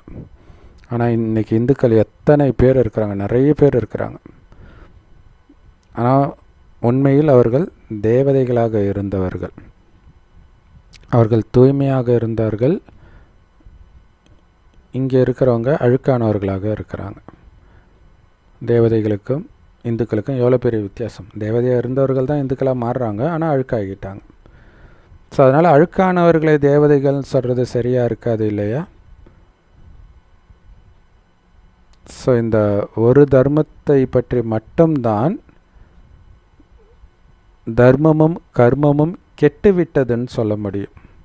ஏன்னா நல்லா இருந்த ஒன்றை தான் கெட்டு போச்சுன்னு சொல்ல முடியும். இப்போ மற்ற தர்மம் அப்படி கிடையாது இல்லையா? அது ரொம்ப நல்லாவும் இருக்கிறது கிடையாது, ரொம்ப கெட்டு போகிறதும் கிடையாது. ஆதி சனாதன மனிதர்கள் ஆதி சனாதன இந்து தர்மம்னு சொல்கிறாங்க. உண்மையில் அது ஆதி சனாதன தேவி தேவதை தர்மம். உண்மையிலே தேவதை தர்மத்திற்காக சென்சஸ் எடுக்க வராங்க இல்லையா? மக்கள் தொகை கணக்கீடு பண்ண வீடு வீடாக வருவாங்களே, அதில் உங்கள் மதம் என்னன்றதுக்கு தேவதை தர்மம்னு ஒரு காலம் கூட இல்லை, ஹிந்து தான் இருக்குது. அந்த அளவுக்கு சுத்தமாக மறந்துட்டாங்க. ஆனால் தேவர்னு ஒரு ஜாதி இருக்குது இல்லை? ஸோ பாபா இருக்கிறதுலே மிக அன்பானவர், குழந்தைகளுக்கு மிக மிக பிரியமானவர். அவர் நம்மளை ஒன்றும் இல்லாததுலேருந்து என்னவா மாற்றுறாரு பாருங்க இல்லையா? சொல்லுவாங்கள்ல, அவர் ஒன்றும் இல்லாததுலேருந்து கடவுள் உலகத்தை உருவாக்குனாருன்ட்டு. அது நேரடி பொருள் இல்லாட்டினாலும் நம்மளை அப்படி தான், ஒன்றுமே இல்லாதவர்களாக இருந்த நம்மை அனைத்தும் நிரம்பியவர்களாக மாற்றுறாரு பாருங்க. ஸோ பாபா எப்படி வராருன்னு நீங்கள் புரிய வைக்கலாம். தேவதைகள் கூட இந்த மண்ணில் கால் வைக்க முடியாது கலியுகத்தில் அப்படின்னா, இந்த தம பிரதான உலகத்தில் எப்படி பாபா வர முடியும்? பாபாவோ நிராகாரர், அவருக்கோ காலே கிடையாது. அதனால் இவருக்குள்ளே வந்துடுறார். சூப்பராக சொல்கிறார் இல்லையா? அவர் காலை வைக்கிறது கிடையாது, ஏன்னா அவருக்கு கால் கிடையாது. அதனால் இவர் உடம்புக்குள்ளே வந்துடுறாரு. குழந்தைங்க ஈஸ்வரிய உலகத்தில் உட்காந்துட்டு இருக்கிறீங்கன்றார். இந்த சங்கமயுகம் கடவுளுடைய உலகம், அதை புரிஞ்சுக்கணும். நீங்கள் உங்கள் வீட்டில் இருக்கலாம், சென்டரில் இருக்கலாம், எந்த நாட்டில் வேணாலும் இருக்கலாம். ஆனால் புரிஞ்சுக்கோங்க, கடவுள் படைத்த உலகத்தில் உட்காந்துட்ருக்குறோம். சங்கமயுகன்றது கடவுள் படைத்த உலகம். மற்றவர்களெல்லாம் அசுர உலகத்தில் இருக்கிறாங்க. ஸோ அதனால தான் அதிலிருந்து நம்ம விடுபட்டு இருக்கணுன்றது. இல்லாட்டினா அவங்களுடைய குணம் நமக்கு வந்துடும்.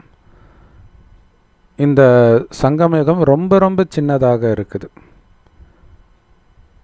நீங்கள் அசுர உலகத்திலும் கிடையாது, தேவதைகளின் உலகத்திலும் கிடையாது, ரெண்டுத்துக்கும் நடுவில் இருக்கிறோம். ஆனால் தேவதை உலகத்தை நோக்கி நம்மளுடைய தலை இருக்கணும்.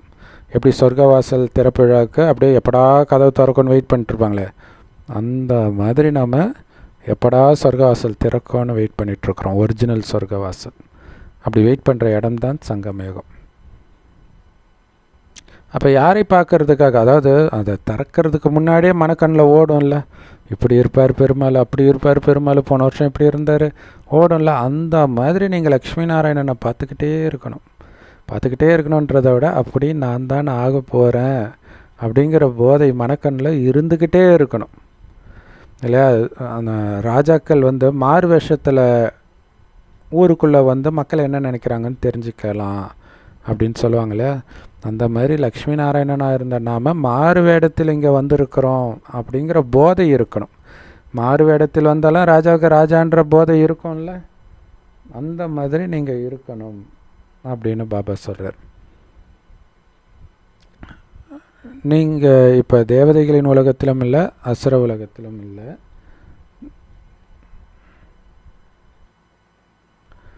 ஸோ கடவுளுடைய உலகத்தில் இருக்கிறோன்றது ஞாபகம் இருக்கணும். இருக்கிறதுலேயுமே, அதாவது லவ் யூ பாபா, கிறிஸ்தவர்கள் முஸ்லீம்கள்லாம் என்ன சொல்லுவாங்க தெரியுமா, இந்துக்களுமே கூட சொர்க்கத்தில் கடவுள் இருப்பார்னு நினச்சிட்டு இருப்பாங்க. அப்படி கடவுள் இருக்கிற சொர்க்கம் இது தான், சங்கமேகம் தான் இல்லையா. நமக்கு இது சொர்க்கத்தை விட உயர்ந்தது. அப்போ உண்மையிலே இந்த இடத்தைத்தான் அவங்க மென்ஷன் பண்ணுறாங்க.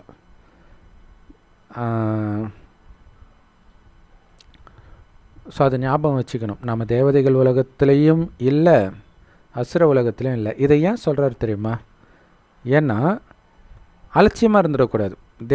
அசுர உலகத்தில் எல்லாம் அலட்சியமாக இருப்பாங்க, விகாரத்தில் விழுவாங்க. சொர்க்கத்துலேயும் அலட்சியமாக இருப்பாங்க, அங்கே விகாரத்தில் விழ வைக்கிற எதுவும் நடக்காது, அதனால் பிரச்சனை கிடையாது. ஆனால் இங்கே ஃபுல் அலர்ட்டில் இருக்கணும். கடவுளுடைய உலகம், கடவுளுடைய குழந்தைங்களை கடத்திட்டு போகிறது தான் ராவணனுடைய வேலையே. அதனால் அலர்ட்டாக இருக்கணும். பாபா சொல்கிற ஒரு வார்த்தையை கூட மீறக்கூடாது. கமாண்டர் இன் சீஃப் அவர். பாபா நம்மளை வீட்டுக்கு அழைச்சிட்டு போகிறதுக்காக வந்திருக்காரு. கண்ணின் மணியில் வச்சு கண் இமையால் மூடி அழைச்சிட்டு போகிறேன்றார். காதலன் காதலியை இப்படி சொல்கிற மாதிரி சினிமா பாடல்கள்லாம் வந்திருக்கு இல்லையா, அப்படி பாபா அழைச்சிட்டு போகிறார். அதுக்கு அந்த அளவுக்கு நீங்கள் லேஸாக இருக்கணும், எதுவுமே என்னதுன்ற உணர்வே இருக்கக்கூடாது. பாபா சொல்கிறாரு, அது என்னுடைய வீடு, என்னுடைய வீட்டை விட்டுட்டு உங்களுக்காகவே நான் வந்திருக்கிறேன். பாரதம் சுகதாமமாக ஆன பிறகு நான் சுகதாமத்திற்கு வர்றது கிடையாது, சொர்க்கத்துக்கு வர்றது கிடையாது, சொர்க்கத்தின் எஜமானராக நான் ஆகிறதும் கிடையாது. நீங்கள் தான் அப்படி ஆகிறீங்க. நான் பிரம்மாண்டத்தின் எஜமானர், அதாவது பரந்தாமத்தின் எஜமானராக மட்டும்தான் நான் இருக்கிறேன். ஆனால் நீங்கள் பிரம்மாண்டத்துக்கும் எஜமானர், சொர்க்கத்திற்கும் எஜமானர் இல்லையா. அப்பா வீடுனா குழந்தைங்க எஜமானர்கள் தான், அதனால் பரந்தாமத்துக்கும் நம்ம எஜமானர்கள் தான். இப்போ எல்லோரும் பிரம்மாண்டத்திற்கு போகிறோம். இப்போ கூட சிலர் எஜமானர்களாக அங்கேயே உட்காந்துட்டு இருக்கிறாங்கன்றார் இல்லையா. பரந்தாமத்தை விட்டு வராமல் இன்னும் சில ஆத்மாக்கள் அங்கே இருக்கிறாங்க. ஸோ அப்படி இன்னும் அங்கே இருக்கிறவங்க வரணும். ஆனால் அவங்க உலகத்தின் எஜமானர்களாக ஆக முடியாது இல்லையா. பாபா கூடவே இருக்கிறதான் பெருசுனா அவங்க சொர்க்கத்துக்கு வர முடியாது. இனிமேல்ட்டு லேட்டாக எப்போ ஞானத்தை எடுத்து, ஏன்னா இனிமேல்ட்டு தான் வராங்கன்னாலே அவங்க சொர்க்கத்துக்கு இந்த கல்பத்திலே வரலன்னு தான் அர்த்தம். அப்புறம் எப்படி அடுத்த கல்பத்துக்கு வருவாங்க. ஸோ பாபா விஸ்தாரமாக புரிய வைக்கிறார். சில குழந்தைகள் நல்ல புத்திசாலியான மாணவர்களாக இருந்து உதவித்தொகை பெறுகிறார்கள். ஸோ ஒரு பெரிய ஆச்சரியம் என்ன அப்படின்னா, இங்கே வந்த உடனே அவங்க சொல்கிறாங்க, நாங்கள் தூய்மையாவோம் அப்படின்னு சொல்கிறாங்க. சொல்லிவிட்டு சென்டரை விட்டு வெளியில் போனவுடனே அழுக்காயிடுறாங்க இல்லை. போகிற வழியிலே அழகானவங்களை பார்த்து புத்தி மயங்க ஆரம்பிச்சிடுச்சு, அப்பயே அழுக்காயிட்டாங்கன்னு அர்த்தம். ஸோ அந்த மாதிரி பலகீனமானவர்களை இங்கே அழைச்சிட்டு வராதிங்கன்னு பாபா சொல்கிறார். ஸோ அதனால் அவங்கள அழைச்சிட்டு வர்றதுக்கு முன்னாடி அவங்களை பற்றி தெரிஞ்சிக்க வேண்டியது பிராமண ஆசிரியர்களுடைய கடமை அப்படின்னு பாபா சொல்கிறார். ஸோ இங்கே அழைச்சிட்டு வராதிங்க அப்படிங்கிறது மெயினாக மதுபனை குறிக்கிறது. சென்டருக்கும் அது பொருந்தும், பட்டு மெயினாக பரந்தாமத்துக்கு அதனால தான் 1 வருஷம் கழித்து தான் போவாங்க. ஏன்னா சென்டருக்கு எடுத்தோடனே தூய்மை ஆகிட மாட்டாங்க இல்லையா. அப்போ சென்டரை முரளி கேட்க தான் தூய்மை ஆவாங்க. பட்டு சத்தியம் பண்ணாதான் இல்லையா? கண்டிப்பாக தூய்மையாக இருக்கிறேன்ற வைராக்கியம் உள்ளவங்க தான் சென்டருக்குள்ளேயே அனுமதிக்கப்படுவாங்க. ஸோ 7 நாள் கோர்ஸில் ஓப்பனாக அந்த காமம் தப்பு இதெல்லாம் சொல்லணும். நீங்கள் சொல்லாமே விட்டுட்டிங்கன்னா முதல்ல உள்ளேயே வரமாட்டாங்களே. சரி, உள்ளே வந்துடுவாங்க. காமத்தை விடணும்னு தெரியாமலே பல வருஷம் பாபா குழந்தைகளாக இருக்கிறாங்க, சரண்டர் பிரதர் சிஸ்டர்ஸ் உட்பட.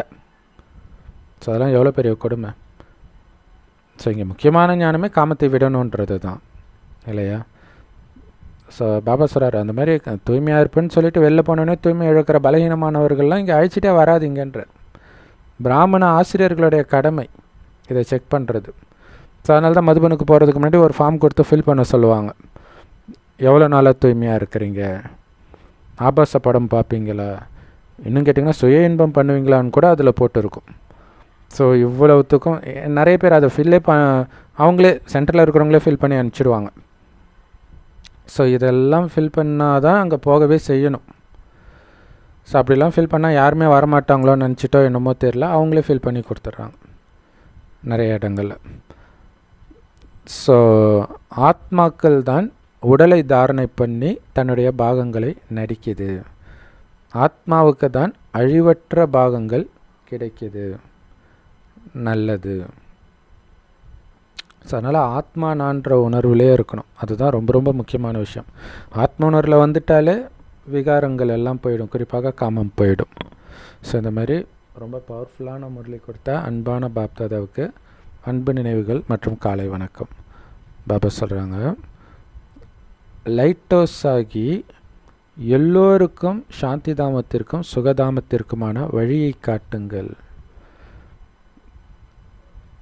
எல்லாருடைய படகையும் இந்த துக்கதாமத்திலிருந்து நீக்கக்கூடிய, துக்கதாமத்தில் சிக்கிக்கிட்டு இருக்கிற படகை சொர்க்கத்திற்கு அழைச்சிட்டு போகிற சேவை செய்யுங்க.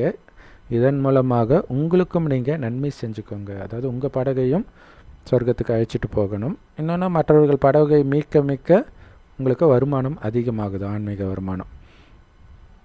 ஸோ உங்களுடைய அமைதி சொரூபத்தில், அமைதி நிரம்பிய சொரூபத்தில் நிரந்தரமாக நிலைத்திருங்கள். உடலிலிருந்து விடுபட்டு இருக்கக்கூடிய பயிற்சி பண்ணுங்கள். உங்களுடைய கண்களை திறந்தபடி பாபாவுடைய நினைவில் உட்கார பயிற்சி பண்ணுங்கள். படைப்பவரையும் படைப்பையும் புத்தியினால் சதா நினைவு பண்ணிக்கிட்டே இருங்க. அப்படி இருந்தால்தான் அமைதியாக இருக்க முடியும். அதுதான் உண்மையான அமைதி. உடம்புலேருந்து விடுபட்டு இருக்கிறனா, கண்கள் திறந்தபடி இருக்குதா, ஆனால் எதிர இருக்கிறது என் கண்ணுக்கு தெரியாமல் பரந்தாமமும் சொர்க்கமும் மட்டும் தெரியுதா, அந்த பயிற்சி ரொம்ப முக்கியம். ஏன்னா கடைசி நேரத்தில் அப்படி தான் இருக்கும். உடலை விட்டு உயிர் பிரியும் போது ஒருவேளை இல்லையா ஒளி உடலில் தானே இருக்கும், அப்போ பார்க்கும். அதை பார்த்து கூட நீங்கள் வாங்கிடக்கூடாது. வாங்கிட்டால் பேயா இங்கே சுற்ற ஆரம்பிச்சிடுவீங்க. அதை பார்த்து கூட பயந்துடக்கூடாது. ஸோ இது எதுவுமே இல்லைன்னா அந்த கண்ணை திறந்துக்கிட்டே உங்களுடைய புத்தி பரந்தாமத்தையும் சொர்க்கத்தையும் நினைக்கிற பயிற்சி இருந்தால் மட்டுமே நீங்கள் அங்கே போக முடியும். அதுக்காக தான் பாபா கண்களை திறந்தபடி படைப்பை நினையுங்கள், படைப்பவரை நினையுங்கள், உடலிலிருந்து விடுபடுங்கள் அப்படின்னு பாபா சொல்கிறார்.